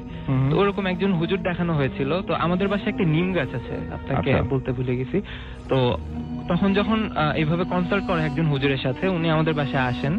আসার পর তারপর এইসব জিনিস যা সব প্রসিডিওর থাকে এগুলো করেন। করার পর আমাদের নিম গাছে একটা তাবিজ পাওয়া যায়, আরেকটা তাবিজ পাওয়া যায়। আমাদের আব্বু আম্মু আরেকটা রুমে থাকতেন, তখন দাদি মারা যাওয়ার পর রুম শিফট করেন তারা। আগে যে রুমটা থাকতেন সেই রুমে একটা শোকেস ছিল। সেই শোকেসের ঠিক নিচু একটা জায়গা যেখানে আর কি মানে শোকেসটা রাখা হয়, মানে নিচু জায়গায় যেখানে হাত দেওয়া পসিবল না, নর্মালি শোকেসে যদি উল্টানো না হয়, এটার নিচে একটা তাবিজ পাওয়া যায়। ওটা পরে শোকেসটা উঠানো হয়, উঠানোর পর নিচে থেকে তাবিজটা বের হয়। তো এরকম 2টা তাবিজ পাওয়া এবং এই মানে শোকেস আপনারা নড়াননি না, এটা অ্যাকচুয়ালি আব্বুরা বিয়ের পর ওই রুমেই ছিল, ওটা ওই প্লেসেই ছিল মোটামুটি 10-15 বছর। ওখানে হাত দেওয়া বা অ্যাকচুয়ালি ওটা নিচের জায়গা, তো ওখানে ঝাড়ু দেওয়ারও কোনো উপায় নেই, ওটার উপরেই তো রাখা হয় নর্মালি। তো সেই জন্য আর কি তোমার ব্যাপারটা এরকম যে আপনাদের এর পরে বা এই কারণের প্রেক্ষিতে হোক বা যে কোনো কারণেই হোক, ওই ঘরে শুলে সবারই কিছু একটা মনে হয়। কি মনে হয় বলেন তো, কি মনে হয়? আর একবার যদি সবাইকে বলি, মানে আপনারা জাস্ট একটু উপলব্ধি করুন যে এই ঘটনাগুলো যে আজকে আপনার রুমে আপনার সাথে ঘটে, কি হয়? ধরেন যে কেউ শুয়ে আছেন, আপনার বাবারটা হ্যাঁ, আমার আব্বু যখন ওই ঘরে শুয়ে থাকে একা, তো গায়ে কাঁথা দিয়ে শুয়ে থাকলে যদি ভালো করে শুনুন, হাত বুলিয়ে দেয়, কেউ যেন হাত বুলিয়ে দেওয়ার সময় যে ফিলিংটা হয়, হালকা একটা ফিলিং। আর যদি মনে হয় কেউ উপর থেকে দেখছে এবং হাত বুলিয়ে দিচ্ছে, আপনি যখন ফিল করতে পারবেন জিনিসটা, এই ফিলিংটা যখন হয়, এরকম একটা ফিলিং আর কি, মানে কেউ একজন আপনাকে দেখছে, আপনার গায়ে হাত বুলিয়ে দিচ্ছে। এবার বলুন যে আপনার ফিলিংটা কেমন ছিল? আর আমার ফিলিংটা একটু ডিফারেন্ট ছিল। আমি যখন ওই রুমে থাকতাম, আমার মনে হতো যে রুমের ভিতরে আমি ছাড়া অন্য কেউ একজন আছে। এটা আমি অনুভব করতাম, এবং সেম আমার ছোট ভাই এই একই জিনিস অনুভব করে, বাট আমরা আমাদের গায়ে কোনো টাচ অনুভব করিনি, কোনো স্পর্শ পাইনি। আচ্ছা, বাট যে কাত হয়েই ঘুমাই, যেদিকেই তাকাই, আমাদের মনে হয় উল্টো পাশে কেউ না কেউ একজন আছে, বাট সামনাসামনি কিছু দেখতে পারি নাই। আমার সাথে কখনো যে ঝাড়ু পড়ে যাওয়া এই টাইপের কিছু হয়নি, যেটা ওর সাথে হয়েছে, যে কারণে অনেক বেশি ভয় পাইছিল, কিন্তু আমার সাথে এরকম কিছু হয়নি। আচ্ছা, বাট এছাড়া আরেকটা ছোট কাহিনী আমার চাচার ব্যাপারে বলতে চাই। একদিন আমি আপনাকে একটা কথা হয়তো অফ এয়ারে বলেছিলাম যে আমি রাতে গেম খেলি, অনলাইন গেমার হওয়ার কারণে সারা রাত গেম খেলতাম, বেশ রাত হতো ঘুমাতে, 4টা-5টা বেজে যেত। তো আমাদের রাত্রে গেম খেলার কারণে রাত্রেবেলা আমি যখন ওয়াশরুমে যেতাম বা টয়লেটে যেতাম, তো এটা একটা করিডোরের মতো লম্বা একটা জায়গা, ঠিক একেবারে মাথায় ড্রয়িং রুমটা। তো আমরা করিডোরে ঠিক মাঝামাঝি জায়গায় ওয়াশরুম হওয়ার কারণে ওইটা দরজা যখন খুলতে হয়, তখন আপনি ড্রয়িং রুমটা দেখতে পাবেন। আচ্ছা, তো ড্রয়িং রুমে যখন আমাদের করিডোরে আবার একটা লাইট আছে, তো ড্রয়িং রুমের লাইট অফ থাকলে, করিডোরের লাইট অফ থাকলে ড্রয়িং রুমের একটা পোর্শন দেখা যায়। তো আমি একদিন ওয়াশরুমে ঢুকছি, টয়লেটে যাব, ঢোকার সময় আমি হঠাৎ করে আমার বাম পাশে ড্রয়িং রুমটা পড়বে, তো আমি তাকাই, ওদিকে তাকানোর পর দেখি কি ড্রয়িং রুমের যে সোফা, ওখানে আমার চাচা বসে আছে। আচ্ছা, তো আমি তখন আমার কাছে ব্যাপারটা একটু ভয়ঙ্কর মনে হয় নাই, তখন ব্যাপারটা খুব সিম্পল মনে হয়েছিল, যে এটা হতেই পারে আমার চাচা মাঝে মাঝেই ঘুম আসে না বলে তার বাচ্চাদের ঘুম পাড়ি ওখানে গিয়ে বসে থাকে, অথবা আমি আসলে তখন গিয়ে যে জিজ্ঞেস করবো এটা আমার মাথায় ছিল না। আমি বাথরুমে যাই, বের হই, লাইটটা অফ করে আমি এসে আমার রুমে শুয়ে পড়ি, সবকিছু নর্মালি হয়। তো পরের দিন আমি পানি খাচ্ছিলাম সকালে ঘুম থেকে, আমার চাচা তখন ওখানে আবার সাইড দাঁড়িয়ে পান খাচ্ছিল। তো কাকাকে বললাম, কাকা তুমি গতকালকে রাত্রে এত রাত্রেবেলায় বসেছিলে ড্রয়িং রুমে, কি জন্য? তখন কাকা অবাক হয়ে আমাকে বলতেছে যে কই না তো, আমি তো ঘুমিয়ে গেছি সেই কখন 1টা 12:30-1টার দিকে, কি ব্যাপার তুই কাকে দেখছিস? আমি তো ওখানে, আমি বলছি না, আমি মনে হয় তোমাকে দেখলাম, তুমি কি দুষ্টামি করতেছ? আমি ভাবছি কাকা হয়তো আমার সাথে একটু মজা করার জন্য এটা এইভাবে বলতেছে। আচ্ছা, তো পরে আমার কাকা আবার কথাটা এইভাবে না বলে কথাটা আবার চেঞ্জ করে নিয়ে যায়, যাতে আমি ভয় না পাই হয়তো, আমি বুঝতে পারি যে কাকা জিনিসটা ডিরেক্টলি আমাকে বলতে চাচ্ছে না। তো এইটাই, এতটুকুই। তো আমি পরে আর এই জিনিসটা এখন ঘাটাঘাটি করি নাই, কারণ এই জিনিসটা নিয়ে ঘাটাঘাটি করার তো আসলে কিছু নেই, যেহেতু ভয়ঙ্কর কিছু দেখি নাই, এইভাবে আসলে ফিল করি নাই। আর ওই ড্রয়িং রুমে আমার দাদি মারা যাওয়ার পর দাদির খাটিয়া রাখা ছিল, তো ওই ঘরে আর কি এরকম এই দুটো জায়গায় মোটামুটি এই দুটো জিনিস আমি আমার পার্সোনালি এক্সপিরিয়েন্স। আর এটা ছাড়া আরেকটা এক্সপিরিয়েন্স আছে, সেটা যদি বলেন, শেষ করে ফেলি আমরা এটা। আচ্ছা, তো সময়টা ছিল 2013 সাল, রোজার সময়, দিন ছিল শুক্রবার। সেদিন রাতে আমি ভূত এফএম শুনি। সারা রাত গেম খেলার কারণে আমি যে কাজটা করতাম, যে গেম খেলে একেবারে সেহরি করে সকালবেলায় ফজরের নামাজটা পড়ে তারপর একেবারে ঘুমাতে যেতাম। তো দেখা যায় যেটা, যে রোজার মাঝামাঝি সময় 15-20 রোজার দিকের কাহিনী ছিল এটা, আমার এক্সাক্ট ডেট আর টাইমটা মনে নাই।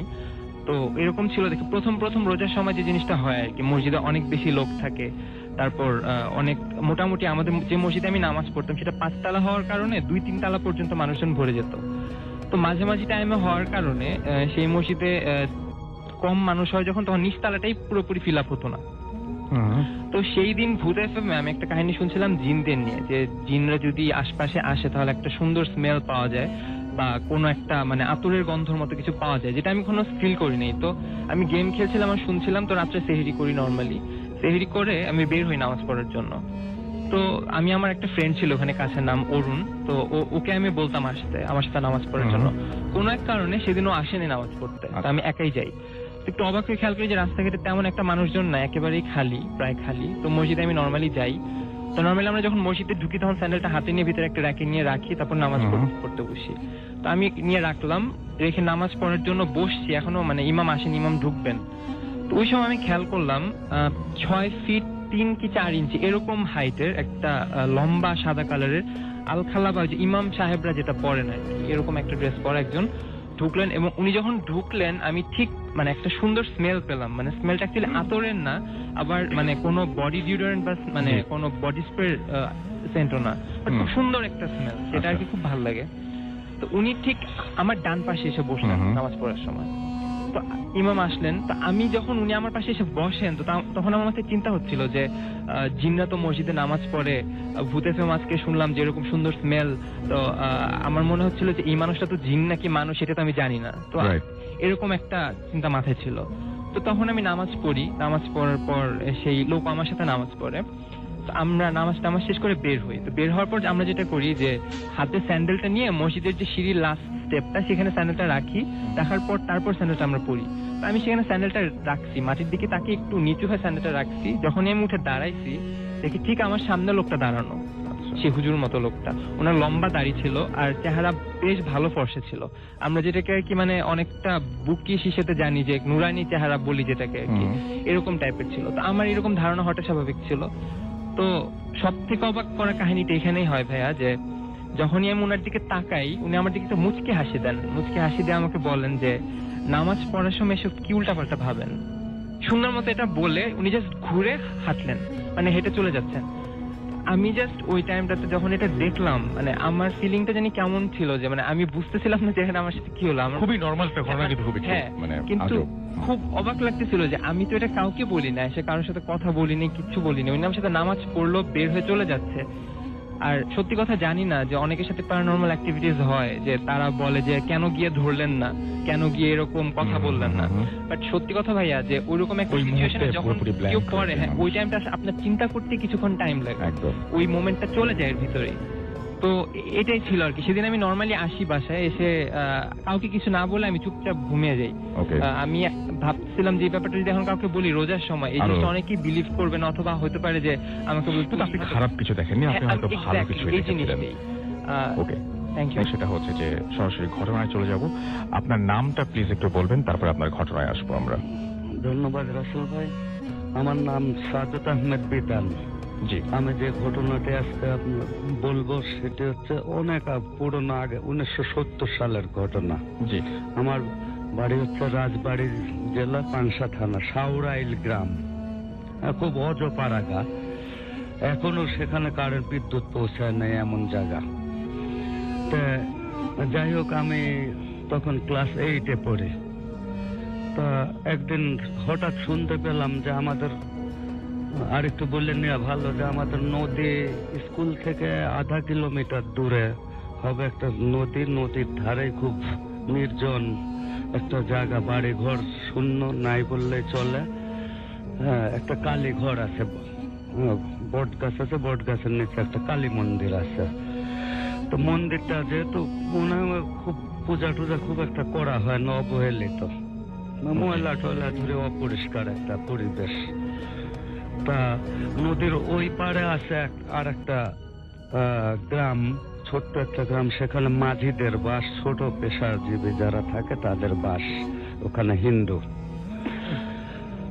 তা হাওয়ার আমি তখন একদিন জানতে পারলাম যে, শুনলাম যে একজন এসে বলল যে ওই একটা মহিলা আসছে, খুব নোংরাইটে ধরনের বিদঘুটে চেহারার একটা মহিলা, ওই কালী মন্দিরের পাশে বসতে, কিন্তু সে কারোর সঙ্গে কথাও বলে না, কারোর দিকে তাকায়ও না। সে শুধু সারা দিন খায়, একভাবে খায় যাচ্ছে নোংরা জিনিস। যেমন মনে করেন যে শামুক ভেঙে খাচ্ছে, ঝিনুক ভেঙে খাচ্ছে, মুরগির পচা নাড়ি বুড়ি খাচ্ছে, ইঁদুর খাচ্ছে। কিন্তু এইগুলো যে কে দেয়, কে রাত্রে এগুলো যোগান দিয়ে যায়, এইগুলো কেউ জানে না। তা মনে হয় যে ওর পিছনে বিহাইন্ডে কেউ কাজ করছে, একটা শক্তি বোঝা যায় আর কি। এটা আমি শুনলাম। শোনার পরে আমার বেশ কৌতূহল হলো যে আমরা দেখতে যাব। তা আমাদের সাথের কয়েকটা মেয়ে, কয়েকটা ছেলে, আমরা মিলে, আমার এক চাচা ছিলেন আহমেদ আলী নাম তার, সে আমাদের একটু সিনিয়র ছিলেন, সে একটু গুয়ার টাইপের মানুষ ছিলেন উনি। তা গেলাম আমরা, যাওয়ার পরে কাছে যাওয়া যাচ্ছে না, ওইটা ভীষণ ভীষণ দুর্গন্ধ চারপাশে দিয়ে, নাকে কাপড় দিয়ে সবাই দূরে দেখে। তা আমার চাচা একটু ইয়ে করে যায়, ওই ছোট একটা ইটের টুকরা নিয়ে গায়ে মারছে, তাতে বোঝা গেল যে সে একটু ব্যথা পাইছে। আচ্ছা। হ্যাঁ, তা আমরা সবাই, আমার মায়া লাগতে লাগলো এটা গায়ে মারা দেখে মহিলাটার। তারপরে খাচ্ছে হাবি জাবি এইগুলো, এর কেউ খাবার দেয় না কেন, এত মানুষ এর খাবার দেয় না কেন? এই খাবারগুলো কোথায় পাচ্ছে সেটা আপনারা জানেন না? খাবারগুলো কোথার থেকে আসছে, কে দিয়ে যায়, এগুলো রাতের অন্ধকারে কেউ বলতে পারে না, সে তো ওখানেই থাকে, কিন্তু এই খাবারগুলো কোথায় আসে এটা হচ্ছে একটা ভাবার বিষয় ছিল। তা যাই হোক, চিন্তা করে আমি চলে আসলাম। আসার পরে সবাই চলে আসলাম, একদিন চিন্তা করলাম, 2 দিন বাদে পরে আমি চিন্তা করলাম যে ঠিক আছে আমি যাব, এরপরে আবার বন্ধু টন্ধু নিয়ে, সব মেয়েগুলো আছে বান্ধবী, এদের নিয়ে আবার যাব। আমি কলা টোলা কিছু কিনে নিয়ে, রুটি টুটি ভালো খাবার টাবার নিয়ে আমি যাব। গেলাম, নিয়ে গেলাম কলা, নিয়ে গেলাম রুটি, নিয়ে গেলাম ভালো খাবার, পাউরুটি ছিল। এই যে আপনি খাওয়াচ্ছিলেন, এটা কেন খাওয়াচ্ছিলেন? মানে আপনার খারাপ লাগছিল এই জন্য? আমার খারাপ লাগছিল যে তখন তো একেবারে তরুণ বয়স, অল্প বয়স, কাঁচা মন, একটু খারাপ মায়া লাগছিল আমার কাছে। তা আমি গেলাম, নিয়ে গেলাম আমরা। যাওয়ার পরে ওই ওরা সবাই দূরে আসে, আমি নাকে কাপড় দিয়ে ওইগুলোর সামনে দিলাম ঢিল ছুঁড়ে। দেখি যে দেখি যে সে ওই ইয়েগুলো খাচ্ছে, ছোট ছোট শামুক, ইটের পর রাখে আর একটা ইট দিয়ে ভাঙে ওই শামুকটার ভিতরের অংশগুলো খাচ্ছে। তো নাকে কাপড় দিয়ে ওর সামনে ওইটা ফেললাম, ইটের উপর পড়লো, পড়ার পরে ওই কলা রুটি নিয়ে সে ফেলে দিল, চাইলে উপর দিয়ে, মাথার উপর দিয়ে পিছনে। আচ্ছা। সে ওটা ইগনোর করলো, খাবে না সে।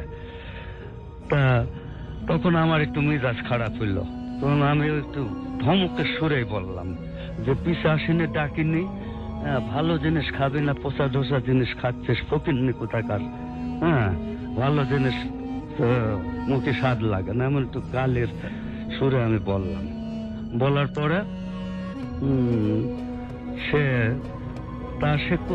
সবচেয়ে বড় আশ্চর্য ব্যাপার হলো, কেউ তার চেহারা দেখে না, সবসময় মাথা নিচু করেই খায়।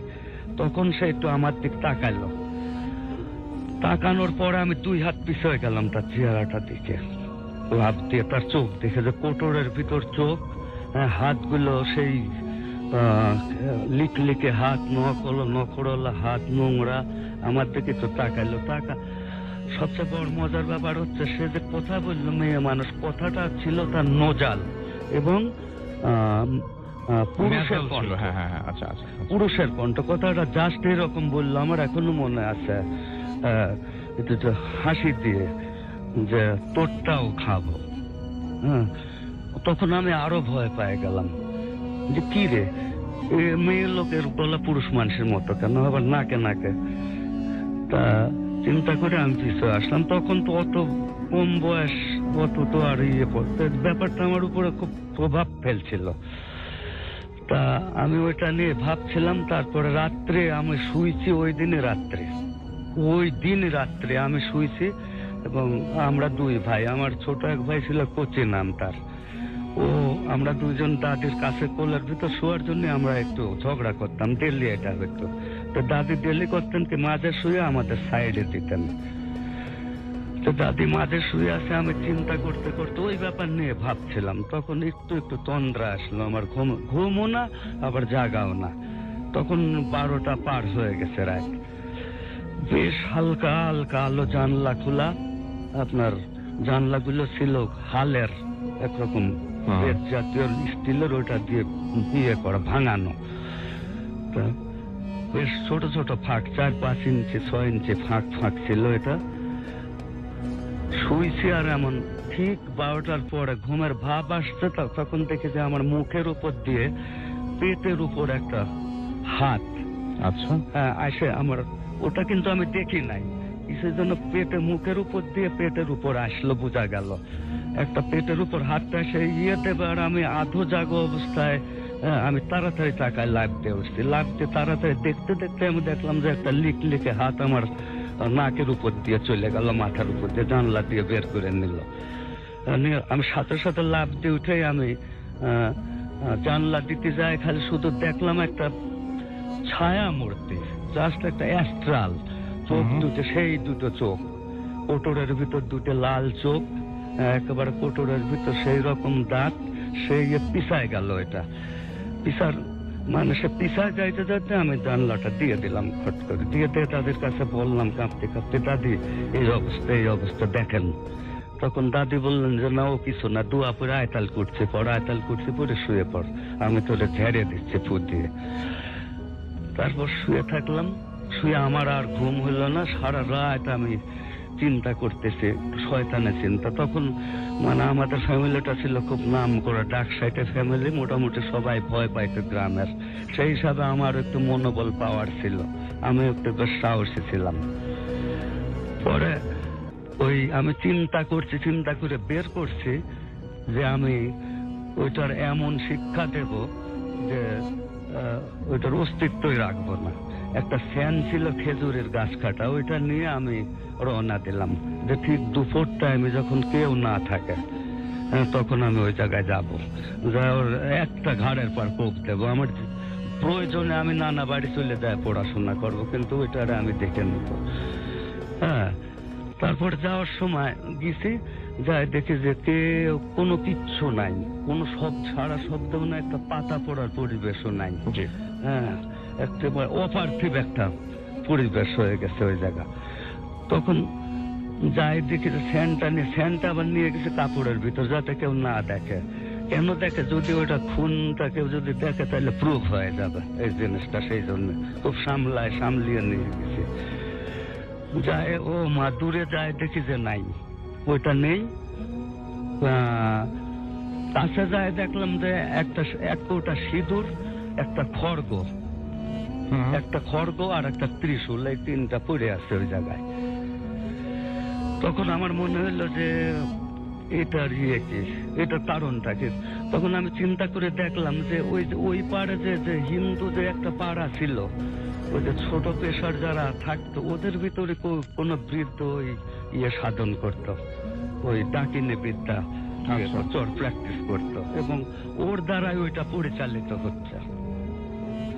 ওইটা যে ওর দ্বারা পরিচালিত হচ্ছে এর ভিতর কোনো সন্দেহ নেই। আমি চিন্তা করলাম, কিন্তু গ্রামের মানুষ অত কিছু জানে না, ওরা জানে পাগলি, ও খাচ্ছে পেট বাঁচানোর জন্য, এর বাইরে ওরা আর কিছু জানে না। আর তাছাড়া তখন মানুষজন অনেক কম ছিল, পাকিস্তান পিরিয়ড তো, স্বাধীনতার 1 বছর আগে। তা আমি তো বই টই পড়তাম মোটামুটি, মাসুদ রানা, কুয়াশা, সেই সময় বিভিন্ন ছিল। তখন আমার একটু চিন্তা আসছে যে আমার মনে হয় এটা কোন তান্ত্রিক দ্বারা পরিচালিত হচ্ছে, ওর সেই চালাচ্ছে, ওই উঠায় নিয়ে গেছে, আমাদের পরিবারের নজর পড়ছে, ওই মনে হয় ওই উপাড়েতে ওই উড়াইকে উঠায় নিয়ে গেছে। তো যাই হোক, আমি পেলাম না, আমি গেলাম। কিন্তু সবচেয়ে মজার ব্যাপার হচ্ছে আমার চাচাটা যে ঢিল ছুটছিল, তার গা ব্যথা যে লাগছিল, এই চাচাটা আস্তে আস্তে অ্যাবনর্মাল হইতে শুরু করলো, অস্বাভাবিক তার চালচলন হয়ে গেল, কথাবার্তা। চাচার নাম ছিল আহম্মদ আলী, আমি বলে দিলাম না, উনি এখনো আছেন, উনি এখনো অ্যাবনর্মাল। তা সবাই দাদিরা বড় অবস্থা, তো দাদির নামে অনেক জমি ছিল, চাচারে দিয়ে দিচ্ছেন সব দাদির লেখে, ছোট ছেলে আদর করে। কিন্তু ওই অবস্থা থেকে সবাই বিয়ে দেওয়া হলো। তারা বিয়ে করার কিছুদিন পরে বউটা সুইসাইড করলো, হ্যাঁ, বাই হ্যাঙ্গিং। সুইসাইড করার পরে সে আবার ওই রকম অ্যাবনর্মাল হয়ে গেল। জমিগুলো কেউ একটা কলা দিলে, কেউ একটা বিড়ি দিলে পরে লিখে দিয়ে দেয়, তারা সই দিয়ে দেয়, এমন অবস্থা। এখন অ্যাবনর্মাল অবস্থায় আছেন। তা আমার ঘটনা হচ্ছে এইটাই হচ্ছে। Thank you very much. চলে যাচ্ছি আমাদের প্রথম অতিথির কাছে। আপনার নামটা প্লিজ একটু বলবেন, তারপরে আপনার স্টোরিটাই আমরা শুনে যাব। Hello listeners, this is Zahin Hassan Khan from Mahakali, and I'm here with my dad. So now, basically not wasting any more time, I'll be getting straight to the story. Okay.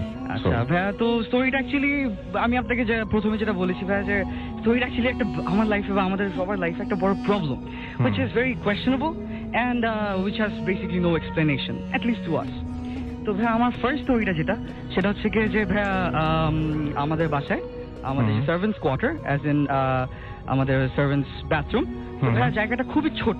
আচ্ছা। তো ওই ছোট জায়গায় সেদিন particularly আমার খালারা, আমার খালার দুই পিচ্ছি অ্যান্ড কি বলে আমরা সবাই আমাদের ড্রয়িং রুমে বসে আড্ডা দিচ্ছিলাম ভাই। তো ওই সময় হঠাৎ করে ভাই কোথা থেকে আমি জানি না আমার ওই কাজে মেয়ে হঠাৎ করে একটা তাবিজ নিয়ে আসলো। আচ্ছা। তো এখন তাবিজ দেখে ভাই আমরা সিরিয়াসলি একটু শকড হয়ে গেছি যে হঠাৎ মানে ও বলতেছে যে বাথরুমের মাঝখানে সেই তাবিজটা পেয়েছে। আচ্ছা। যেই বাথরুমটা সে একটু আগে মুছে গিয়েছিল পুরো বাথরুমটা। আচ্ছা। তো হঠাৎ করে সে মুছে এসে আসার পর সে এই তাবিজটা দেখতো। তো এখন my dad being a curious fellow, তো সে এই মানে তাবিজটার ভিতরে যে ওয়্যাক্স এর ভিতরে যে মোমটা, তো ওইটার ভিতরে একটা পেজ আছে, মানে সবসময় সব তাবিজে থাকে। তো আব্বু ওইটা কি খুঁজে এখন মানে সে দেখবে যেটা কি আছে ওটার ভিতরে কি লেখা বা what could be there. And then bro আব্বু ওইটা বের করে এন্ড আমি actually getting goosebumps right now saying this that ভাই ওখানে আমার নাম, আমার বাবার নাম, আমার মায়ের নাম এবং আমার খালার নাম খুব ভালোভাবে উল্লেখ করা ছিল। এন্ড ওটার পরে ভাইয়া আমরা দেখতে পাচ্ছি যে এটা বাংলা ভাষায় লেখা, কালো কলমে কালো কালিতে বাংলা ভাষায় লেখা। তো যখনই আমরা পড়তে যাচ্ছি জিনিসটা দেখা গেছে যে না ইটস নট বাংলা, এটা অন্য কোনো ল্যাঙ্গুয়েজ, অন্য কোনো রাইটিং, এভরিথিং। পড়ার সময় ঝামেলাটা হচ্ছে। হ্যাঁ। সো এটা পরে যে আমাদের নামের পরে যে এতগুলা লেখা মানে কিসে আল্লাহ জানে, তো ওইটা আমরা পড়তে পারছি না। So it was very very scary to us. তো আম্মু এটা মানে বেশি সময় নষ্ট না করে ভাই পরের দিন এটা আম্মু একজন যে হুজুর, একজন মানে আম্মুর মহিলা হুজুরের কাছে উনি যায় এই ধরনের বিষয়ের প্রবলেমসগুলো সলভ করার জন্য। তো আম্মু ওনার কাছে গেল, তো উনি এই জিনিসটা দেখে উনি বললো যে তোমার বাসায় আমাকে যেতে হবে as soon as possible.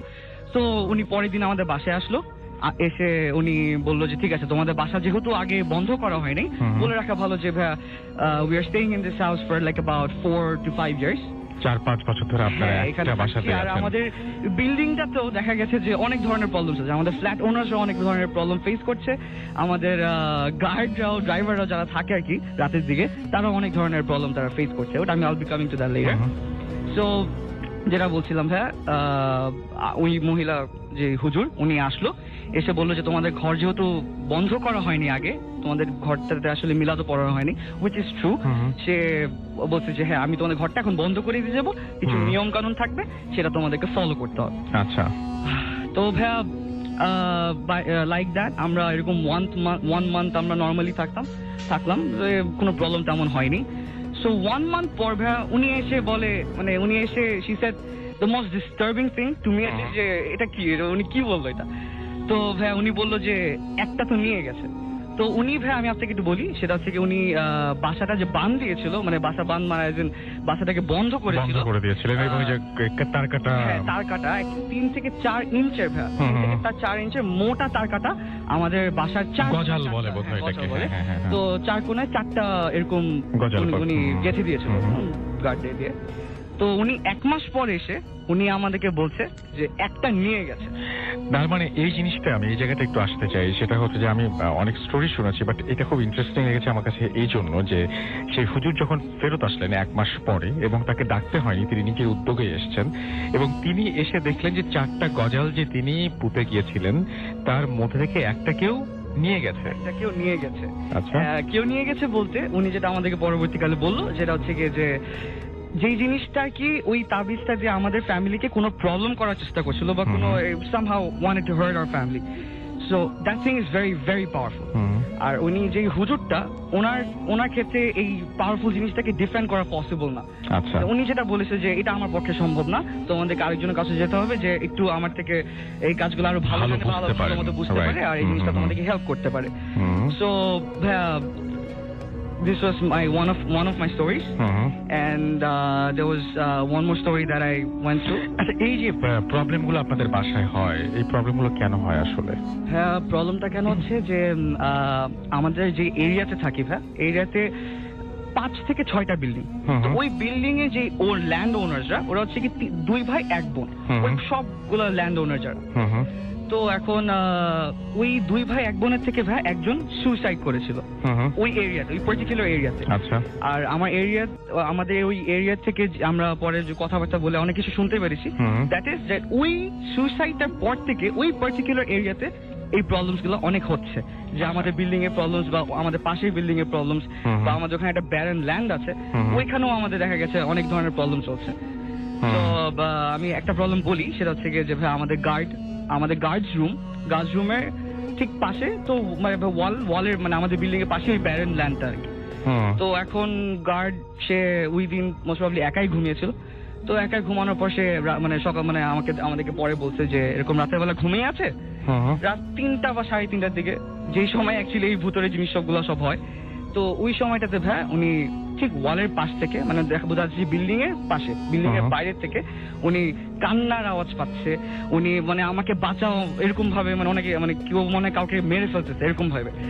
তারপর দেখা গেছে অন্য কোনো দিন গান শুনতে পারতেছে, হিন্দি গান বা মানে রাত 3টার সময় ভাই ওই জায়গাটাতে কোথা থেকে এই ধরনের জিনিসপত্র আসে। হ্যাঁ, তো এই প্রবলেমস গুলো ওনারা ফেস করেছে। আর আমাদের ছাদে ভাইয়া কিছু প্রবলেমস হতো, ছাদে যে একটা প্রবলেম আমার বাবা মা, সেগুলো আমরা একটু পরে আসছি। আমি একটু চলে যাই আপনার বাবার কাছে। হ্যাঁ, এবং তার কাছে তারও স্টোরি আছে, সেই স্টোরিও আমরা একটু শুনতে চাই। আমরা চলে যাব আমরা এখন একটু আমাদের দ্বিতীয় অতিথির কাছে। আপনার নামটা প্লিজ একটু বলবেন, তারপরে আপনার ঘটনায় আমরা যাই। আমার নাম জাকি হাসান খান। আচ্ছা, তো আমি এতক্ষণ শুনছিলাম যে আপনার ছেলে উনি বলছিলেন যে আপনাদের ওখানে যে ঘটনাগুলো হয় এই বাসাটায় আপনি কি কোনো কিছু ফেস করেছেন কখনো, কোনোদিন দেখেছেন কোনো কিছু? এই বাসাটাতে আমি যেটা আমার যে ফেসের আমি যে তেমন ওর মতো করে এতটা এক্সপেরিয়েন্স আমি করিনি, কিন্তু আমি যেটা করেছি সেটা হচ্ছে যে ছাদের উপরে যে বিভিন্ন রকমের শব্দ, কেউ যেমন আমি খুব বেশি দিন আগে না, মাস 3 বা মাস 4 হবে, আমি আমার ওয়াইফ সহ ছাদে বসে আমরা we had been passing our time there, আমার মেয়েও ছিল সাথে। তো হঠাৎ করে আমরা 3 জনে ওই ছাদের মধ্যে মাদুর পেতে বসে ভালোই লাগছিল, বেশ ঠান্ডা ঠান্ডা হাওয়া, একটা ময় পরিবেশ ছিল।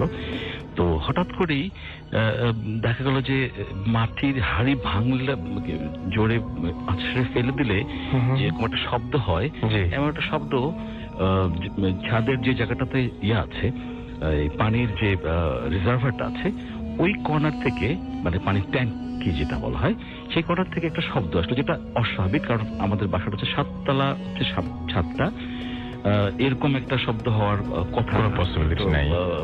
আমার ওয়াইফ একটু ভয় পেল, আমিও শুনলাম। তো আমি ওদের সামনে I just kept silent because I didn't want them to be scared. এরপর আবার কিছুক্ষণ পরেই আবার শব্দটা একটা হলো যে অনেক লাকড়ি একসাথে আছে, তো একটা ধাক্কা দিয়ে দিকে ফেলে দেয়, তাহলে ওখানে যেরকম শব্দ, এটা আমরা স্পষ্ট, আমি সহ আমার ওয়াইফ এবং আমার বাচ্চা মেয়ে ও শুনলো। শোনার পর আমরা ওই দ্যাট টাইম আমি নিজেও এত সিনিয়র হয়েও আমার মনে হলো যে না, I should stay here, because অনেক কাছ থেকে যেহেতু শুনেছি যে এই ঝামেলা আছে, আমি ভাবলাম যে তাহলে এখান থেকে better to quit this place. তো তাড়াতাড়ি করে আমি আবার ওদেরকে নিয়ে মাদুরটা নিয়ে I had to come downstair. আচ্ছা, আপনারা ওই যে বললেন যে আপনাদের বাসায়, আমি অফ এয়ারে শুনছিলাম যে কেউ না থাকলেও আপনারা সাউন্ড পান, এই ব্যাপারটা একটু বলবেন আমাকে। এটা হচ্ছে কি আমাদের 4 তলাটা যেটা, যে বাসা যে ওটা নিয়ার অ্যাবাউট 3000 স্কোয়ার ফিট, মানে 2টো ইউনিট একসাথে, অনেক বড় একটা। এখানে বছর 2 ধরে যিনি ল্যান্ড লেডি ছিলেন ওনারই ফ্ল্যাট এটা, উনি কানাডা চলে গেছেন, এটা খালি পড়ে আছে। তো এটা খালি পড়ে আছে এখানটাতে প্রথম দিকে অনেক ধরেই খালি, যেহেতু বছর 2-1 ধরে খালি পড়ে আছে, লাস্ট 3-4 মান্থসে বা 4-5 মান্থসে প্রবলি দেখা যাচ্ছে যে এটা আমার বাচ্চারা প্রথমে বলেছে যে ওরা খসখস হাঁটার শব্দ পায়, ফার্নিচার নড়ানোর শব্দ, অথচ ওই বাসাটা কিন্তু কেউ থাকে, no one is living in that house. So আমি ওদেরকে মাঝে মাঝে বলছি না এটা তোমার ভুল শোনো বোধ হয়। আমি মাঝে মাঝে আমি রাতের বেলা নামাজ পড়ি, তো আমি ওদের কথা মনে করে আমি একটু চেষ্টা করি যে আসলে ওরা যেটা বলে এটা সত্যি কিনা। তো একবার দেখেছি আমার ছেলে ও এসছে যে এরকম সাউন্ড নাকি ও শুনেছে, তো আমি আবার আই ফেল্ট লিটল কিউরিয়াস, তো শোনা আমি I try to listen if anything is there like that. তো আমিও ফিল করলাম যে ও যেটা বলছে প্রবলি ইটস লাইক দ্যাট, একটা খসখস আওয়াজ, ফার্নিচার নাড়া শব্দ, এটা আমিও পেয়েছি। So it's like you know it happens to that house. এবং যেহেতু এটা অনেকটা অ্যাবান্ডেন্ট, যেহেতু ওখানে কোনো ভাড়াটিয়া থাকে না, ওনারা একবার অনেকদিন ধরে ফেলে রেখেছে, আর এখানটায় এটার আমি আবার একটা পেলাম, যৌক্তিকতা পেলাম। ওই আন্টির সাথে দুদিন আগে আমার ওয়াইফ ফোনে কথা বলছিল, কারণ আন্টি বলছে যে আমি আসছি আগামী সপ্তাহখানেকের মধ্যে ঢাকা আসবো। তো পরে আমার ওয়াইফ বলছে যে আন্টি আপনি নিশ্চয়ই আপনি বাসায় আসবেন এই ফ্ল্যাটে। উনি বললো যে আমি ঠিক আমার ফ্ল্যাটটা ধরবো না, আমি আমার ভাইয়ের বাসায় গুলশানে থাকবো। তো আমার ভাই জিজ্ঞেস করছে কেন, বাসা তো পড়ে আছে আপনার সব ফার্নিচার। তো আন্টি বললো যে উনি এবার খুব নামাজি মহিলা, উনি বললো যে আমি আসলে আগে যখন ছিলাম ওইবার তো আমি একাই ছিলাম, তো ঠিকই বলতে হয় না, তারপরও আমার কিছু অভিজ্ঞতা হয়েছে মা, তো আমি এই জন্য চাচ্ছি যে এবার এসে আমি ভাইয়ের বাসা থাকবো এবং এইটা বাসাটাকে একটু মিলা তেল তেলটা পড়ে টড়িয়ে ভাড়া দিয়ে যেতে হবে। So she wants to make it sure যে what she experienced, উনি যেটা এক্সপিরিয়েন্স করেছেন সেটা ঠিক প্রপারলি আমার ওয়াইফকে বলেন নাই, কারণ যেহেতু ওনার বাড়ি ভাড়া দিতে হবে, অনেকে জানলে আবার সেটা হতে পারে যে ভাড়াটা পাবে না, এরকম সেটা থাকতে পারে। তো উনি জাস্ট আমি ওনার মুখ থেকে, she is a very serious woman, উনি হেলথের ডিরেক্টর ছিলেন মহিলা, তো ওনার মতো মানুষ, খুব প্র্যাকটিক্যাল নামাজি মহিলা। উনি বলছিলেন যে ওনার কাছে বুঝলাম যে কিছু একটা প্রবলেম উনি একা থাকা অবস্থায়, ওনার দু মেয়ে কানাডা থেকে, উনি বোধহয় ফেস করেছেন বলেই উনি তাড়াতাড়ি এসে এটার মধ্যে কাউকে ঢুকিয়ে দিতে চাচ্ছেন যাতে এটা অ্যাবান্ডন না থাকে। দ্যাটস ওয়াই আমি একটা লিঙ্ক পেলাম যে আমার বাচ্চারা যেটা বলে, ইভেন আমি যেটা এক্সপিরিয়েন্স করেছি, যে হ্যাঁ there could really be something and it is there because as I heard it myself. এই আমার বাসাটা সম্বন্ধে আসলে আমার এই এক্সপিরিয়েন্সটা আছে। Thank you very much. আপনার নামটা প্লিজ একটু বলবেন সবাইকে। হ্যালো লিসেনার, আমি দীপন, এসছি রাজশাহী থেকে। রাজশাহীতে আপনি কোথায় থাকেন? রাজশাহীতে আমি থাকি সাগরপাড়াতে। সাগরপাড়ায়। তাহলে আপনার লোকেশনটা বলছি না। জি আচ্ছা, আপনার ঘটনায় চলে যাই আমরা। আপনি বলছেন যে আপনার বাসায় বেশ কিছু প্রবলেম হয়, এবং আপনি একটা কথা আমাকে বলছিলেন যে আপনার বাসায় কেউই একদিনে বেশি থাকতে পারে না, এরকম কিছু একটা। কেন থাকতে পারে না? কি ধরনের প্রবলেম হয়? কি ধরনের প্রবলেম হয় এটা কেউ এটা কেউ বলতে পারে না, মানে বলতে পারি না অথবা বলতে চাই না, কোন একটা কারণ। আমি হচ্ছিল আমার বাসাতে হচ্ছিল মেহমানরা ঠিকই আসে, আসার পর হচ্ছিল বলে যে আমি 3-4 দিনের জন্য থাকবো এখানে, অথবা 1 সপ্তাহের জন্য। কিন্তু এক রাত্রি থাকার পর সে বলে যে আমার একটু কাজ আছে, কোন একটা এক্সকিউজ দেখায় যে আমার কাছে আমি বাড়িতে থাকবো না, এখনই চলে যাবো। আচ্ছা, এটাতে আপনার কি মনে হয় যে আসলে কি ধরনের প্রবলেম? ব্যাপার হচ্ছে যে প্যারানরমাল এক্সপিরিয়েন্স আমিও বাড়িতে করেছি, এবং এটা একটা দুটা না বহুবার আমার সঙ্গে ঘটেছে। তাই বলতে পারি যে এই বাড়িতে আসলে প্রচুর হোক কিছু, কিন্তু আমি বেশ কিছু জিনের উপস্থিতি পেয়েছি। আচ্ছা, কি করে তারা? অ্যাকচুয়ালি আমি জানি না, কিন্তু এখন পর্যন্ত কারোর তো আমি ক্ষতি করতে দেখিনি, কিন্তু তারা উপকার করে মানুষের। যেরকম আমি হয়তো দেখাচ্ছে যে এরকম হয়েছে যে আমি ঘুমিয়েছিলাম, আমাকে তারা নিজেরা ডেকে, এবং নির্দিষ্ট সময় আমার সেই সময় উঠা লাগবে সেই সময় তারা আমাকে ডেকে উঠিয়ে দিয়ে গেছে। আচ্ছা, এই যে আপনি বলছেন যে আপনার বাসায় যখন একা থাকে, আপনি বলছিলেন নানান ধরনের প্রবলেম হয়, হ্যাঁ, কি ধরনের প্রবলেম হয় আমাকে একটু বলেন তো। প্রবলেম আপনি বলছেন একবারে যে বাসায় জিনিসপত্র সব এলোমেলো হয়ে গেছে। হ্যাঁ, বাসায় জিনিসপত্র এরকম যে আমি যখন এটা আমার এক মানে সেটা ছিল এক্সাক্ট ইয়ারটা ঠিক মনে নাই, কিন্তু আমার এইটুকু মনে আছে যে সেটা 15 ফেব্রুয়ারি ছিল, এবং সেদিনটা আমার বড় ভাইয়ের গায়ে হলুদ ছিল। তো যথারীতি অনুষ্ঠানটা একটু দেরিতেই শুরু হচ্ছিল। তো কারণ হচ্ছিল আমার বেশ মানে আমরা যেহেতু যৌথ পরিবারে থাকতাম, বেশ কিছু মানুষ গেছিল বাজারে কিছু হলুদ, এবং পরের দিন যেহেতু বিয়ে ছিল তাদের কিছু কেনাকাটার হচ্ছিল বাকি ছিল, তো তারা গেছিল। আর বাকি মানুষরা সবাই দোতলাতে ছিল। নিচতলাতে আমি আর আমার বন্ধু হচ্ছিল, মানে যে আমাদের আলাদা হচ্ছিল ডাইনিং রুম আছে, তো ডাইনিং রুমে সব খাবারগুলো রেখে দেওয়া ছিল, এবং আমাকে সহ আমার এক বন্ধুকে বলা হয়েছিল যে যে তোমরা পাহারা দাও যাতে কোনো ছোট বাচ্চা এসে যাতে ঘরে মানে অনুষ্ঠান শুরু হওয়ার আগে যাতে খাবারটা না খেয়ে নিতে পারে। জি। তো যথারীতি আমি আর আমার বন্ধু হচ্ছিল সেখানে দাঁড়িয়ে আছি, এই কথা সেই কথা বলতে বলতে আমি যথারীতি আমার এক্সপিরিয়েন্স শেয়ার করেছি যে আমার সঙ্গে এরকম ঘটনাগুলো ঘটে। জি। তো সে জিনিসটাকে হেসে উড়িয়ে দিয়েছে যে তুই আমার সঙ্গে মজা করছিস, ফাজলামো করছিস এবং ঝাড়ি মারছিস, এবং এই কথাগুলো বলায় যখনই বলেছে ঝাড়ি মারছিস সাথে সাথে জোরে করে হচ্ছিল ডাইনিং এর ভিতর থেকে হচ্ছিল একটা জোরে বাটি পড়ার আওয়াজ হলো বেশ কিছু। এবং আমরা জায়গায় মানে হচ্ছিল পড়ার সাথে সাথে আমরা হচ্ছে ডাইনিং রুমের দরজা খুলেছি এবং খুলে দেখছি যে দেওয়ালে যদি ছুঁড়ে মারে দেওয়ালের সঙ্গে লেগে তারপরে হচ্ছিল মানে গড়াগড়ি খেলে যেভাবে গড়াগড়ি খেলে সে বাটিগুলো সেভাবে গড়াগড়ি খেলে। কিন্তু বাসায় আপনারা দুইজন ছাড়া আর কেউ নাই? নিচতলাতে আমরা কেউ ছিলাম না, এবং সবচেয়ে বড় কথা হচ্ছে যে ডাইনিং রুমের তো হচ্ছিল ছিটকানি লাগানো ছিল এবং তার সামনে আমরা দুজন দাঁড়িয়ে আছি। জি। এবং তারা দেখি যে মানে হচ্ছিল বাটিগুলো সবগুলো গড়াচ্ছে, এবং সেটা দেখার সাথে সাথে আমার মানে বন্ধুর মানে মুখ বন্ধ হয়ে গেছিল আসলে, সে কিছু বলতে পারছিল না যে এটা কিভাবে হলো। তো আমি যেহেতু আগে থেকে এক্সপেরিয়েন্স করি আমি বাটিগুলো উঠিয়ে বললাম যে এগুলো কিছুই না, এমনি পড়ে গেছে।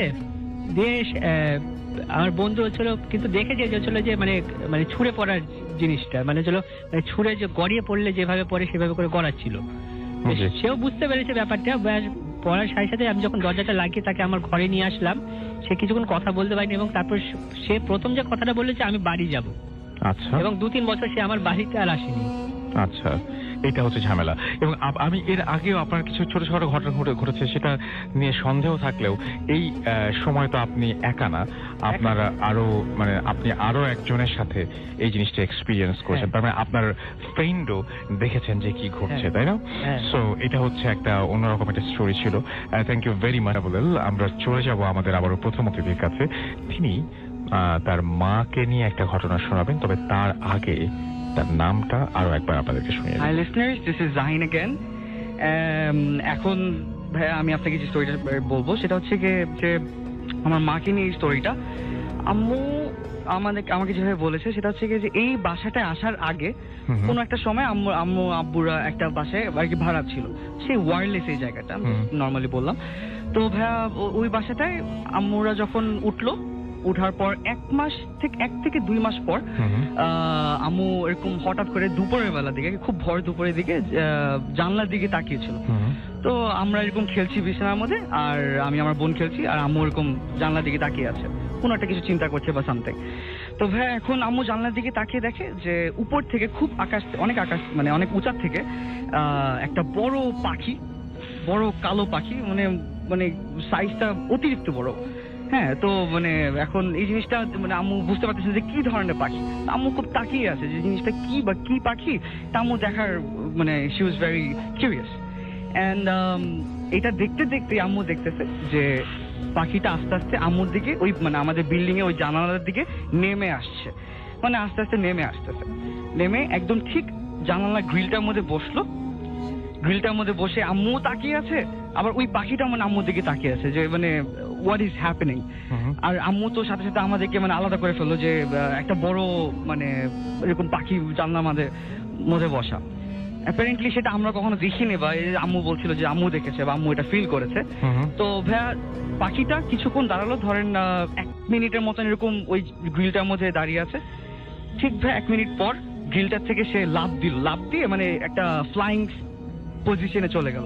ওখান থেকে ভাইয়া it just turn into a man, man as in a dark man. এখন মানে দুপুর বেলা, কিন্তু তার চেহারা ছবি কিছু দেখা যাচ্ছে না। খুব কালো একটা মানুষ, খুব কালো লম্বা একটা মানুষ একদম আম্মুর সামনে দাঁড়িয়ে আছে। এন্ড এইটা দেখে ভাইয়া আম্মু একদম সাথে সাথে আমাদের দুজনকে নিয়ে মানে একদম মানে জাস্ট বাসা থেকে সে বের হয়ে গেছে, মানে সেই জিনিসটা নিতে পারেনি, খুবই ভয় পেয়ে গেছিল। আচ্ছা, সো ভাইয়া দ্যাট ওয়াজ মাই স্টোরি। আচ্ছা, এটা হচ্ছে আপনার স্টোরি ছিল। Thank you very much. আমাদের প্রথম অতিথির সাথে এসেছেন, এবং আপনার নামটা প্লিজ আরো একবার প্লিজ বলবেন। তো আমরা আপনার কাছ থেকে শুনবো আপনার ছোটবেলার একটা স্টোরি আছে যেটা খুবই ইন্টারেস্টিং, সেই স্টোরিটা আমরা একটু শুনতে চাই আপনার কাছ থেকে। আমার আসলে ছোটবেলায় আমার বাবা পোস্টেড ছিল টাঙ্গাইলে। তো ওটা আমি তখন about I think it was class 3 অবস্থান, তো বেশ ছোটবেলার কথা। তো আমরা প্রথমবারই মানে আব্বা পোস্টেড হয়ে যাওয়ার পরে প্রথম যে বাসাটাতে আমরা উঠেছি ওটা অ্যাকচুয়ালি আমাদের প্রেসক্রাইবড হাউসটা ছিল না, বাট ওটা আমরা ইন্টারিম পিরিয়ডের জন্য উঠেছিলাম। ওটা একটা পুরনো বাড়ি এবং অনেক গাছগাছালিতে পড়ে এবং আশেপাশের প্রতিটা বাড়ি যেটা এক একটা 1 বিঘা 1.5 বিঘার উপরে বাড়ি। আর I'm talking about long time back, you know. So একটু ইটস লিটল স্কেয়ারি একটা বাড়ি, এরকম একটা ফিল হয় বাড়িটাতে কেউ হঠাৎ করে ঢুকতে পারতো। আমি তখন ছোট ছিলাম, আমার তো ওরকম ফিল হচ্ছিল। আমি যেটা পেতাম সেটা হচ্ছে যে it was nice green and everything, you know. So anyway বাসাটা যখন আমরা উই স্টার্টেড লিভিং, তো একটা রাতের কথা যেটা এখনো যদি আমি মনে করি আমার প্রচন্ড মানে এখন I feel the same, you know, same ভয় আমি ফিল করি। তো রাতের বেলা ইটস অ্যাবাউট, আমার ধারণা তখন নিশ্চয়ই রাত 2টার পরে হবে। অনেক রাত, তার মানে অনেক রাত। ইট ওয়াজ উইন্টার টাইম, আর এই মফস্বল টাউন, তার মধ্যে একটা গাছগাছালি দিয়ে ঘেরা বাড়ি, বড় একটা বাড়ি। সবকিছু মিলে একটা ওই রাত দুটো একটা যে কোনো ক্লাস 3-তে পড়াটা ছেলের মধ্যে একটা বেশ ভয় অনুভূতি জন্ম দেয়। তো আমি আমার বড় ভাইয়ের সাথে শুতাম। আমার বড় ভাইকে আমি I need to go to the washroom. So আমি আমার বড় ভাইকে বললাম যে তাকে ডেকে, সে তো বেঘরে ঘুমাচ্ছে, তাকে ডেকে বললাম যে আমাকে একটু আমার সাথে যাবে কিনা। তো সে ঘুমের মধ্যে এসে বলে যে যা তো তুই যা। তো আমি দেখলাম যে তাকে ডাকা ডেকে লাভ হবে না, কারণ he is really sleeping like dead. তো আমি নিজেই সাহস করে বের হলাম। তখনকার বাড়িগুলো হচ্ছে কি, এখন যেরকম অ্যাটাচড বাথরুম থাকে ওরকম ছিল না। একটা উঠান ছিল, আমাদের রুমটা পার হওয়ার পর একটা উঠোন, সেই উঠোন থেকে একটু সামনের দিকে যে হচ্ছে ওয়াশরুমটা, এবং ওয়াশরুমটা আবার একটা সিঁড়ি বেয়ে উঠতে হয়। আচ্ছা। তো ওয়াশরুমের আশেপাশে কিন্তু বেশ ওখানে গাছগাছালি দিয়ে ভরা, এবং পাশে আবার একটা কল ছিল, ওটা একটু সিমেন্ট দিয়ে ঘেরাও করা। আচ্ছা। তো just to give the picture আমি এই বর্ণনাটা দিলাম। না, ভালো হয়েছে, সেটা সবাই বুঝতে পারবে। আমি একটা তখন তো যে আমাদের যেটা উই হ্যাড টু ইউজ বলি আর কি, তো ওটা নিয়ে আমি গেলাম ওয়াশরুমে, যে সিঁড়ি বেয়ে ওয়াশরুমে যে বসলাম, and I kept the door open because I was scared. দরজা খোলা রেখে আমি করলাম। তো অন্য কেউ ছিল না, রাত 2টো বা এরকম হবে, আরো রাত হবে আমার ধারণা, একেবারে অন্ধকারাচ্ছন্ন একটা রাত। আমি কিন্তু ভেতরে ক্লাস 3 একটা ছিল, আমি ভয় পাচ্ছি, কিন্তু তারপরও আমার প্র্যাকটিক্যাল সেন্সটা বা নোশনগুলো কাজ করছে যে আমি ওয়াশরুমে এসছি, আমি নিজেকে সংগঠিত করে বড় ভাই তো উঠেনি, আমি আবার ব্যাক করবো। তো আই ডিড মাই ওয়ার্ক। তো আমি যখন ওয়াশরুমের কাজ শেষ করে বের হওয়ার সময় আমার ওই ওয়াশরুমটা থেকে স্ট্রেট আমার বোনদের রুমটা পড়ে। আমার 2টো বোন, ওরা একটা রুমে থাকে। তো ওই রুমটা সোজাসুজি পরে সামনে চোখে ইয়ে হয়। তো ওখান থেকে আমি দেখলাম কি যে আমার বড় বোন ওই রুম থেকে দরজা খুলে সে বের হচ্ছে।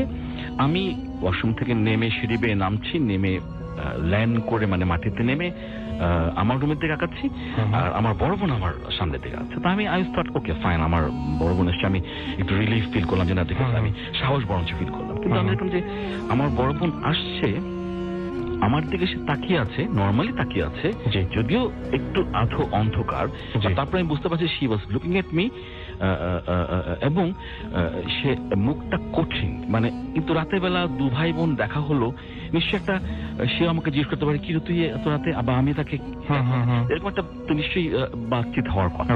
সেরকম না হয় দ্যাট, মানে আমার বোন আমার সাথে কথা বলছে না, কিন্তু আমি সামনে এসে আমি বোন সাথে দেখা হলো, এরকম একটা ভাবেই যাচ্ছে। আমি জিজ্ঞেস করবো তাকে তুমি এত রাতে কেন বেরিয়েছো। দেখলাম যে আমার যত কাছে আসছে মানে যতটুকু কাছে আসছে, হার আই স্টার্টেড গ্লোয়িং, মানে চোখটা জল করছে, এবং মনে হচ্ছে আগুনের ভাটা যেরকম, আগুনের জলে আগুন যেরকম একটা আভা ছড়ায় বা কি বলে আলো বা দ্যুতি ছড়ায়, ওই চোখটা ক্রমশ ওরকম হয়ে যাচ্ছে। আচ্ছা। আমি কিন্তু তখন মানে ভয় পাওয়া শুরু করেছি, এবং ভয়টা যদি আমার বোন, কিন্তু চোখটার দিকে তাকিয়ে আমার ভেতরে প্রচন্ড মানে একেবারে মানে আত্মা খিচে ধরা যে কষ্ট, যেরকম ভয়, ওরকম একটা ভয় হওয়া শুরু করলো। এবং when we were almost close to each other, ততক্ষণে আমার বোন কিন্তু কোনো হাসি নাই, কোনো কিছু নাই, কোনো শব্দ নাই, কোনো কিছু নাই, তার চোখটা আরো জল হয়ে গেল। ততক্ষণে আমি তার দিকে তাকিয়ে আমার হাতে বদনাটা ধরা, আমি ভয় একটা প্রচন্ড মানে ভয়ে একটা ভাবনি। আমার বড় ভাই যে রুমটাতে আমরা যে রুমটাতে ঘুমাই সেটা সিঁড়ি বেয়ে উঠতে হয়, অর্ধেক সেটা পর্যন্ত আমি গেছি। যেতে আমি জিজ্ঞেস করলাম যে যাচ্ছে, এবং আমি জিজ্ঞেস করছি কানিজা তুমি এত রাতে, কানিজ তুমি এত রাতে। She was not talking to me and the glowing of the eye, I mean আগুনের ভাটার মতো জ্বলা, যেটা আরো গ্লোয়িং হলো, এবং মুখটা মনে হয় যেন কঠিন টাইপের একটা মুখ হলো। আমার এরকম আপনি রেগে বা গেছে, এবং এরকম একটা এবং তখন আমি ক্লাস 3 একটা ছেলে নিচে, আমি আমার প্রচন্ড ভীত হয়ে আমি ওই মূর্তিটার উপরেই ভয়ের চোটে আমি একটা শব্দ করে, প্রচন্ড শব্দ করে আমি জাম্প করে পড়লাম।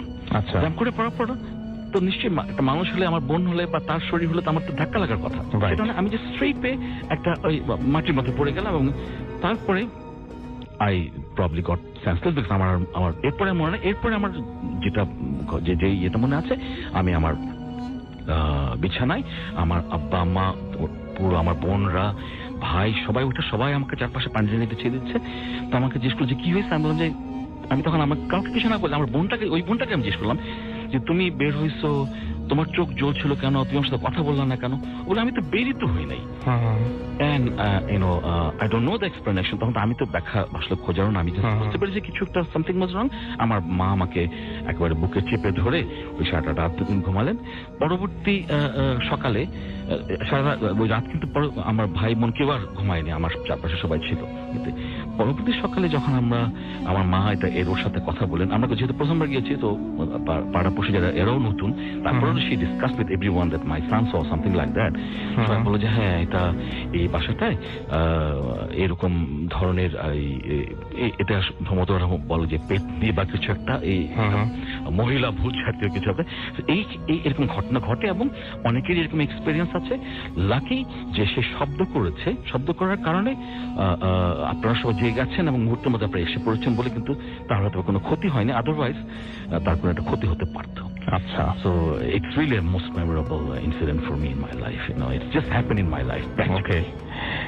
Hi listeners, আশা করি আপনারা সবাই ভালো আছেন। প্রাইভেসির কারণে আমি আমার নাম পরিচয় গোপন রাখছি। আমি 6 বছর যাবত পোল্যান্ডে আছি। এখানে একটা রেস্টুরেন্ট বিজনেস করছি, রেস্টুরেন্ট আছে ছোটখাটো। আমি কখনোই ভূতে বিশ্বাস করতাম না, এই ব্যাপারটা আমার কাছে সবসময় একটা হাসির খোরাক ছিল। 2-1 আগে ঘটে যাওয়া কিছু ঘটনা আমার সমস্ত ভুল ভেঙে দেয় এবং আমাকে বিশ্বাস করতে বাধ্য করে যে না, কিছু একটা পৃথিবীতে মানব জীবনের ব্যতীত স্পিরিচুয়াল কিছু একটা জগৎ আছে।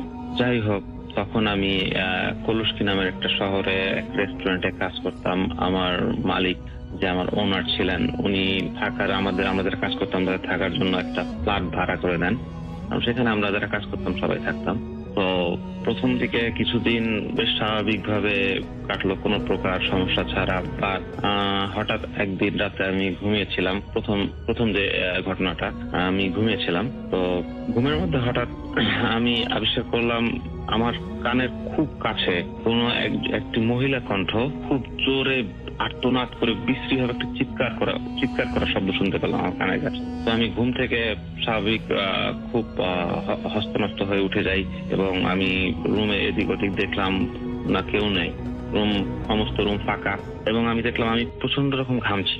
তখনও সামার শুরু হয় নাই, মোটামুটি ওয়েদার ঠান্ডা, বাট আমি এমন ঘামছি যে যেন আমি গোসল করে আসছি এই টাইপের। তো আমি তারপরে রাতে স্বাভাবিক আমার রাতে ঘুমটা তেমন ভালো হলো না এবং আমি চিন্তা করতে থাকলাম এটা কি ছিল, এটা কি শুনলাম, এবং ভাবতে ভাবতে একসময় চিন্তা করলাম অনেক রাত, ফ্ল্যাটে আমার কেউ নাই, আমি একা থাকি, একা ঘুমাচ্ছি, হয়তো আমি ভুল শুনছি। তো আমি ব্যাপারটা পরদিন কারোর সাথে শেয়ার করলাম না, আমি নর্মালি আমি কাজ করতে থাকলাম। এভাবে বেশ কিছুদিন কেটে গেল নর্মালি, কোনো রকম সমস্যা ছাড়া। আমি কিছু দেখলাম না এবং কোনো কিছু অনুভব করতে পারলাম না। তো আমি ভাবলাম এটা হয়তো আমার ভুল ছিল। কতদিন পর আমি বলতে পারবো না, বেশ কিছুদিন কেটে গেল, কতদিন পর হবে আমি বলতে পারবো না, ঠিক মনে নাই। একদিন ওই দিন রাতে আমি কাজ শেষ করে বাসায় আসি এবং নর্মালি খাওয়া দাওয়া করে আমি টিভি সেটের সামনে বসে মুভি দেখছিলাম। রাত তখন আনুমানিক 12টা 12:30 হবে। হঠাৎ আমি স্পষ্ট শুনতে পেলাম আমার কিচেন থেকে হাঁড়ি পাতিল নাড়াচাড়ার শব্দ, জিনিসপত্র এদিক ওদিক, কেউ নাচছে হয়তো বা কেউ এদিক ওদিক করছে, এরকম স্পষ্ট শুনতে পারলাম। এবং ফ্ল্যাটে তখন সম্পূর্ণ আমি একা। তো আমি কিচেনে দিয়ে গেলাম এবং গিয়ে দেখলাম সম্পূর্ণ কিছু স্বাভাবিক, সব জিনিস আগের জায়গা মতো আছে, কোনো কিছু নাই। তো আমার মনে কিঞ্চিত তখন সন্দেহের একটা উদয় হলো যে এটা কোনো স্বাভাবিক ঘটনা না, নিশ্চয়ই কোনো অস্বাভাবিক একটা ঘটনা। তো আমার রুমমেটরা পরের দিন ভোরে যখন রেস্টুরেন্টটা ছিল 24 আওয়ার্স, তো সারা রাত এক শিফট এবং সকাল এক শিফট, তো তারা যখন ভোরে আসলো কাজ শেষ করে, তো আমি সাথে সাথে ব্যাপারটা জানালাম যে রাত্রে আমি এরকম। তো তোরা বললো মেবি এটা কোনো ইঁদুর হবে বা ইঁদুর টিঁদুর হবে, এই টাইপের কিছু একটা আছে। তো আমরা ইঁদুরের ওষুধ দিলাম, বাট ইঁদুরের ওষুধও কাজ হলো না। ঘটনা ঘটতেই থাকলো। বিশেষ করে যখন আমি একা থাকি, সবসময় আমি রাতে বাসায় একাই থাকি, প্রতিদিন একবার দুইবার এরকম সাউন্ড, এরকম ঘটনা ঘটতে থাকে। আস্তে আস্তে ব্যাপারটা আমি নর্মালি নিতে থাকলাম, পাত্তা দিলাম না যে ওকে ঠিক আছে, যত পাত্তা দিব তত ভয় বাড়বে, যেহেতু আমার একা থাকতে হবে এখানে। তো এইভাবে নর্মালি কাটতে থাকলো, প্রতিদিন এরকম শব্দ এরকম। কিছুদিন পর আমার এক বন্ধু ওয়ার্সো থেকে আসলো আমার সাথে দেখা করতে, ওর ছুটি ছিল, তো আমার কাছে আসলো ঘুরতে। তো আমরা গল্প করছি, রাত্রেবেলা ও থাকবে এখানে। তো রাতে একসাথে খাওয়া দাওয়া করলাম, লাইট নিভিয়ে আমরা গল্প করছি। তো ঘুমাবার আগে প্রস্তুতি নিচ্ছি। এমন সময় যে দুজন আমরা যে জিনিসটা দেখলাম সেটা রিয়েলি ভয়ঙ্কর একটা ব্যাপার, লোমহর্ষক একটা ব্যাপার। আমি দেখলাম আমাদের ঘরের আমরা যে ফ্ল্যাটটায় থাকতাম 3টা রুম ছিল, প্রত্যেকটা রুমের দরজাগুলো কাচের। তো আমরা দেখতে পেলাম যে গ্লাসের ওপারে দুইটা সাদা হাত, একজোড়া সাদা হাত গ্লাসের সাথে ঠেকিয়ে কে যেন একজন দাঁড়িয়ে আছে এবং আমার গ্লাসের ওপার থেকে আমাদের দিকে তাকিয়ে আছে। দুজনে একসাথে দেখে আমরা চমকে উঠলাম এবং সাথে সাথে লাইট অন করে দিলাম। অন করার পরে আমরা পুরোটা ফ্ল্যাট, সবগুলো রুম, কিচেন, সব জায়গায় তন্ন করে দুজন দেখলাম, কিন্তু কাউকে খুঁজে পেলাম না এবং হতভম্ব, স্পিচলেস হয়ে গেলাম সাথে সাথে দুজনে যে এটা কি এসব, মানে এটা কি দেখলাম আমরা। তো আমার ফ্রেন্ড আমাকে বললো যে দেখ, হয়তোবা কোন একটা ভুল হতে পারে। আমি বললাম যে ভুল একজনের হতে পারে, দুজন লোক একসাথে বসে আছি একসাথে একই টাইমে, কিভাবে দেখলাম এটা কিভাবে ভুল হতে পারে। তো সে বললো যাই হোক, ব্যাপারটা কারোর সাথে একই ডিসকাস করার দরকার নাই, আমরা দেখি আরো কোনো ঘটনা ঘটে কিনা। তো সেই দিন রাতে আমরা দুজনেই ভীত ছিলাম। সাপোজ আমরা লাইট অন করেই ঘুমাতে গেলাম। পরের দিন নর্মালি আমি কাজে যাই এবং কাজ থেকে আসি। ফ্রেন্ড ওই দিনও আমার বাসায় ছিল, কারণ ওরও 2-3 দিন ছুটি ছিল, তো আমার সাথে টাইম স্পেন্ড করতে আসছে। ওই দিন রাত্রে আমরা ঠিক করলাম আমরা দরজা লাগাবো না, আমরা ঘরের দরজাটা খোলা রেখেই ঘুমাতে যাব। তো আমরা রাত অনেক কত হবে তখন, 1টা-2টা হবে, আমরা ঠিক মনে নেই। আমার চোখ গল্প করতে করতে আমরা দুজনে, আমি ক্লান্ত, সারাদিন কাজ করছি, তো আমার চোখ ঘুমে চোখটা লেগে আসছে। এমন সময় হঠাৎ আমার বন্ধু আমাকে ধাক্কা দিয়ে দরজার দিকে ইশারা করলো। আমি যে জিনিসটা দেখলাম সেটা আরো ভয়াবহ। দেখলাম একটা মাঝারি আকারের একটা মহিলা হবে, পরে সাদা ফ্রক পরা এবং চুলগুলো সম্পূর্ণ এলোমেলো, টকটকে 2টি লাল চোখ আমাদের দিকে এক দৃষ্টিতে তাকিয়ে আছে এবং বডিটা শূন্যে ভাসছে, ফ্লোর থেকে উপরে তার পাটা ভাসছিল এবং এক দৃষ্টিতে তাকায় আছে, টকটকে 2টা লাল চোখ। কতক্ষণ তাকায় আছে আমরা বলতে পারবো না, আমরা দুজনও তাকায় আছি। আমার পুরো শরীর শক্ত হয়ে গেছে, আমি এবং মুখ দিয়ে কোনো কথা বেরোচ্ছে না এবং আমরা দুজন তাকায় আছি। বেশ কিছুক্ষণ এভাবে তাকায় থাকার পর সে দেখলাম আস্তে আস্তে ভাসতে মিলে গেল আর কি, ভ্যানিশ হয়ে গেল জিনিসটা। তো আমরা এতই ভীত ছিলাম যে কেউ কোনো কথা বলতে পারলাম না, নড়াচড়া তো দূরের কথা। তো আমরা বরাবরের মতো আবার আমাদের লাইটটা অন করলাম, ঘরের লাইট অন করে আমরা কেউ ঘুমাতে পারলাম না, মুখ চাওয়াচাই করছি, টিভি দেখছি, কারণ ঘুম আসছিল না। তো পরের দিন আমার ছুটি, খুব সকালে আমার ফ্রেন্ডকে নিয়ে আমি আমাদের ফ্ল্যাটের বাসার সামনে, অ্যাপার্টমেন্টের সামনে যে একটা ছোট পার্ক আছে, ওখানে গিয়ে বসলাম এবং কেউ কোনো কথা বলতেছি না, চুপচাপ বসে আছি, এরকম ব্যাপারটা কি। তো এরকম কিছুক্ষণ বসে থাকার পর আমার নেইবার, পাশের ফ্ল্যাটে থাকেন এক ভদ্র মহিলা, উনি সকালবেলা হাঁটতে বেরোন। তো আমাদেরকে পাস করতেছিল, এই সময় আমাদের কুশলাতে জিজ্ঞেস করলো, হাই কেমন আছেন, পুলিশ ভদ্র মহিলা। তো আমি তাকে বললাম ঘটনাগুলো, যে আমার সাথে কদিন যাবত এরকম ঘটছে। তো সে আমাকে বলল যে তোমরা যে ফ্ল্যাটটাতে থাকো, তোমরা থাকার আগে এই ফ্ল্যাটে যিনি বাস করতেন তিনি ছিলেন এই ফ্ল্যাটের মালিকের বৃদ্ধ মা। উনি এখানে একা থাকতেন এবং লাস্ট ওনাকে যেদিন ডিসকভার করা হয় বাসা দেখা, সেদিন ওনার ছেলে দেখতে আসে এবং সেই মহিলাকে পাওয়া যায় মৃত অবস্থায়, সে গলায় দড়ি দিয়ে আত্মহত্যা করছিল। এবং তারপর থেকে ওই ফ্ল্যাটে কেউ বেশি দিন থাকতে পারে না, বেশি দিন বাস করতে পারে না। যে ভাড়াটি আসে তারা খুব দ্রুত শিফট করে। বাট সে খুব অবাক, অ্যাস্টনিশড হয়ে গেছে যে আমরা কিভাবে 3-4 মাস যাবো এখানে। তো এটা শোনার পর আমি আমার বন্ধু আমার মালিককে বললাম যে ভাইয়া এই অবস্থা, ফ্ল্যাটটা এই সমস্যা। তো উনি তো এটা হাসতে হাসতে একেবারে সেরকম অবস্থা, মানে অন্য গড়াগড়ি। আমি বললাম দেখেন, আপনি হাসাহাসি করেন আর যাই করেন, আমার পক্ষে এই ফ্ল্যাটে থাকা সম্ভব না।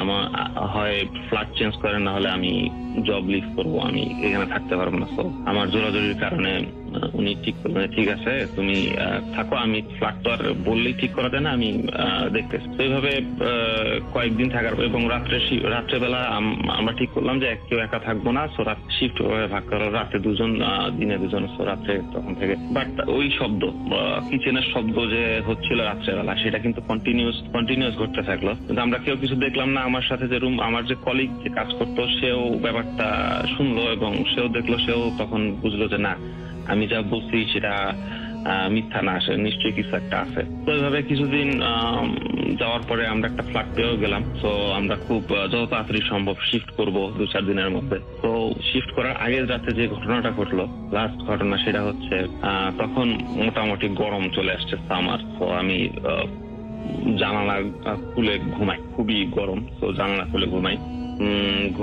নর্মালি ঘুমাচ্ছি, হঠাৎ আমি ঘুমের মধ্যে বুঝতে পারলাম কি একজন আমার কানের কাছে বড় বড় করে নিঃশ্বাস ছাড়ছে এবং একটা গন্ধ আমার নাকে আসছে এবং নিঃশ্বাসের শব্দটা আমি আমি জাগলাম, জেগে দেখি যে ঘরে কেউ নাই। বাট আমার বেডের ঠিক সামনে একটা সোফা ছিল, দেখলাম কোনো কিচ্ছু নাই, বাট কে একজন সোফার মধ্যে বসলো, বসার যে শব্দ এবং একজন মানুষ বসলে যে সোফাটা নিচের দিকে যায়, ফোমটা, ঠিক সেই রকম দেখলাম যে আস্তে আস্তে আস্তে সেই মানে কি একজন বসছে এখানে এবং সেখানে বসেই খুব জোরে জোরে নিঃশ্বাস ছাড়তেছে।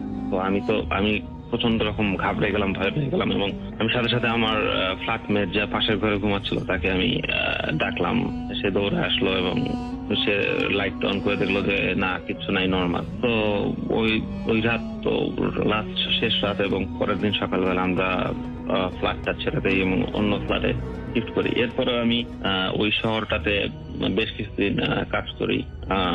তো যে 3-4-6 মাস হবে, তখন পর্যন্ত ফ্ল্যাটটা খালি ছিল, কেউ ভাড়া নিতে সাহস পায়নি এবং কেউ ভাড়া নেয়নি। তো এটাই ছিল আমার আজকের ঘটনা এবং তারপর থেকে আমি আর কোনো কিছু দেখি না। এই যাবৎকালে 2 বছরে কিছু হয়নি, কিন্তু এই একবারই আমার ভয়ঙ্কর একটা ঘটনার সম্মুখীন হতে হয়েছে।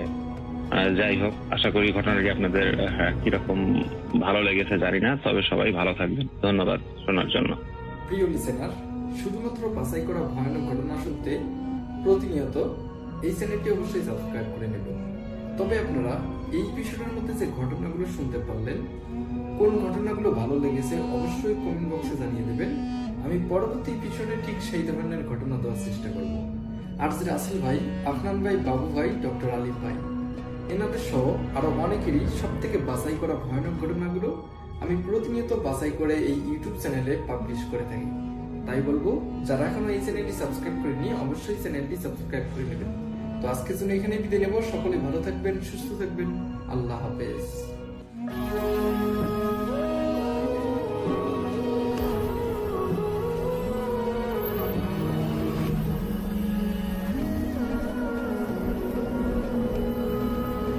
আসসালামু আলাইকুম প্রিয় লিসেনার্স, আশা করছি আপনারা সবাই ভালো আছেন এবং ভালো দলে আছেন।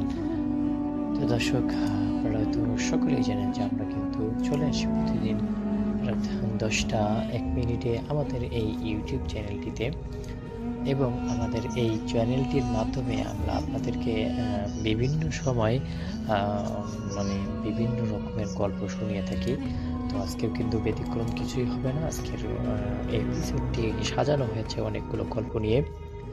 তাই যারা যারা এখন পর্যন্ত আমাদের ভিডিওটি প্লে করেছেন, আশা করব সম্পূর্ণ সময় জুড়ে আমাদের সাথেই থাকবেন। তো আমাদের আজকের গল্পটির নাম দেওয়া হয়েছে ছায়ার নিচে কেউ আছে। রাতের সময়টা ছিল একদম নিস্তব্ধতা, আকাশে পূর্ণিমার চাঁদ, গ্রামের বাড়ির উঠোনে হালকা আলো পড়ছে। সাইমা নতুন একটা বাসা ভাড়ায় উঠেছে, পুরনো কাঠের তৈরি বাড়ি, জানালাগুলো কাঁচা কাঠে লাগানো। প্রথম রাতেই ঘুমাতে যাচ্ছিল, হঠাৎ তার চোখে পড়ল ঘরের কোণের মেঝেতে একটা ছায়া দেখা যায়।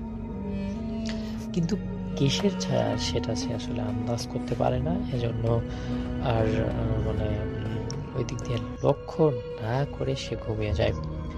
কিন্তু পরবর্তী দিন সময়ে সেই একই জায়গায় একই রকমের আরো একটি ছায়া সে দেখতে পায়,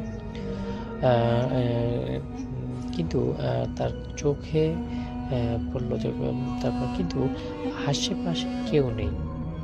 সে বাতি জ্বালিয়ে দেখলো ছায়াটা এখনো আছে ঠিক আগের জায়গাতেই।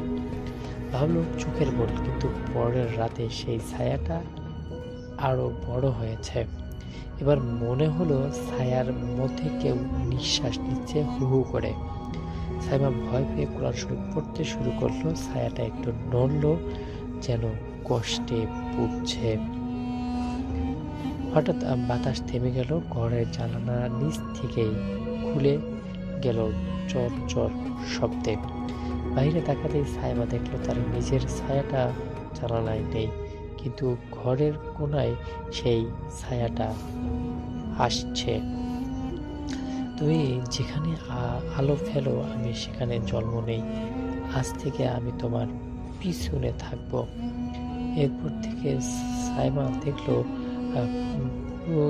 দুপুরবেলাতে যখন সূর্যের আলো পড়ে তার ছায়া ওর সঙ্গে মেলে না। সে ডান দিক দিয়ে হাঁটে যায় আর বা দিক দিয়ে কখনোই ছায়া 1 সেকেন্ড হাসে না। একদিন ভয়ে আয়নার তাকালো, আয়নায় শুধু চেহারাটা দেখা গেল, সে নিজে না। আর ছায়াটা বলল, তুমি আমাকে ভয় পেতে শিখেছ, এখন ভয়ে আমি তোমাকে দেখাবো। এই রাতের পর থেকে কেউ সাইমাকে দেখেনি, তবে মাঝে মধ্যে তার ঘরের দেয়ালে অদ্ভুত কালো রং দেখা যায়, যেন কেউ ছায়া দিয়ে দেয়াল বেরিয়ে উঠেছে। আর যখন মৃত্যু করে ভাড়াটে আসে তাদের রাতে তাদের কানে ফিস ফিস শব্দ করে। তো তারপর যখন আসলে এমন একটা পরিস্থিতি, তখন ইয়াং ভাবলো যে আসলে সেটা তার মার সঙ্গে থাকা লাগবে। তাই সে চলে গেল ভারতে, তাই সে চলে গেল আসলে নিজের বাড়িতে। এবং পরবর্তী সময়ে মোহাম্মদ লিখন সেই ক্লাসের মধ্যে চূড়ান্ত অবস্থায় ছিল। এবং এটাও বলা হয় যে লালমোটের মধ্যে তো অফিসের ঘরে বাইরে সব জায়গায় একখানেই একরকমই হবে, কারণ রোদ নাই। যদি একমাত্র নামনির্বিল যদি করা যায় তাহলে কিন্তু কোনো রকমের সমস্যা হবে না, কারণ আর কিছুদিন গেলেই কিন্তু সারা দেশ জুড়ে চলবে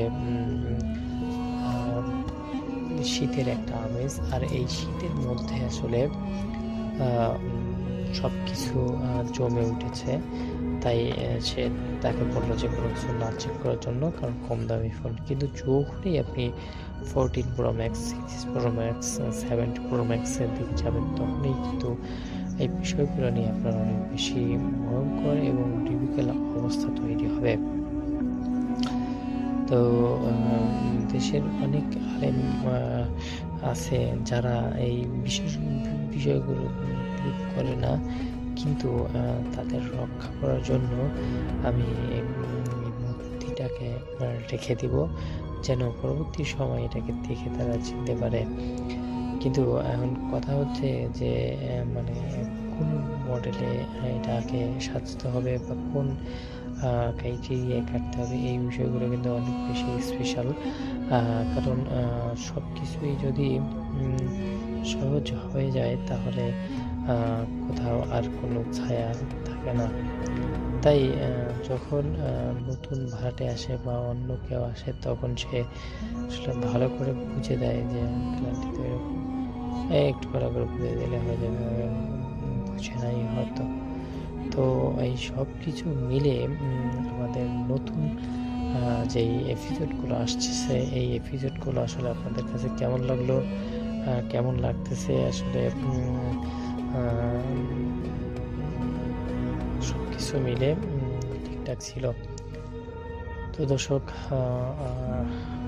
ভাই যে গল্পটি লিখেছে, গল্পটি আসলে ওইভাবে লিখতে পারে নাই, তারপরও আমি যতটুকু পারি ততটুকু আমার বুঝের মধ্যে এদিক দিয়ে পড়া আবার বলা, এই দুইটার মাঝখানে দিয়ে অনেক হার্ড ওয়ার্ক করতেছি। যাই হোক, তো দর্শক, আমাদের গল্পটি ছিল এতটুকুই। আশা করছি যে গল্পটি আপনাদের কাছে ভালো লেগেছে।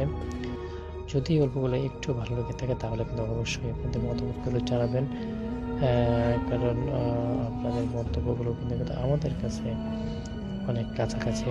তো ভালো থাকবেন, সুস্থ থাকবেন। আল্লাহ হাফেজ।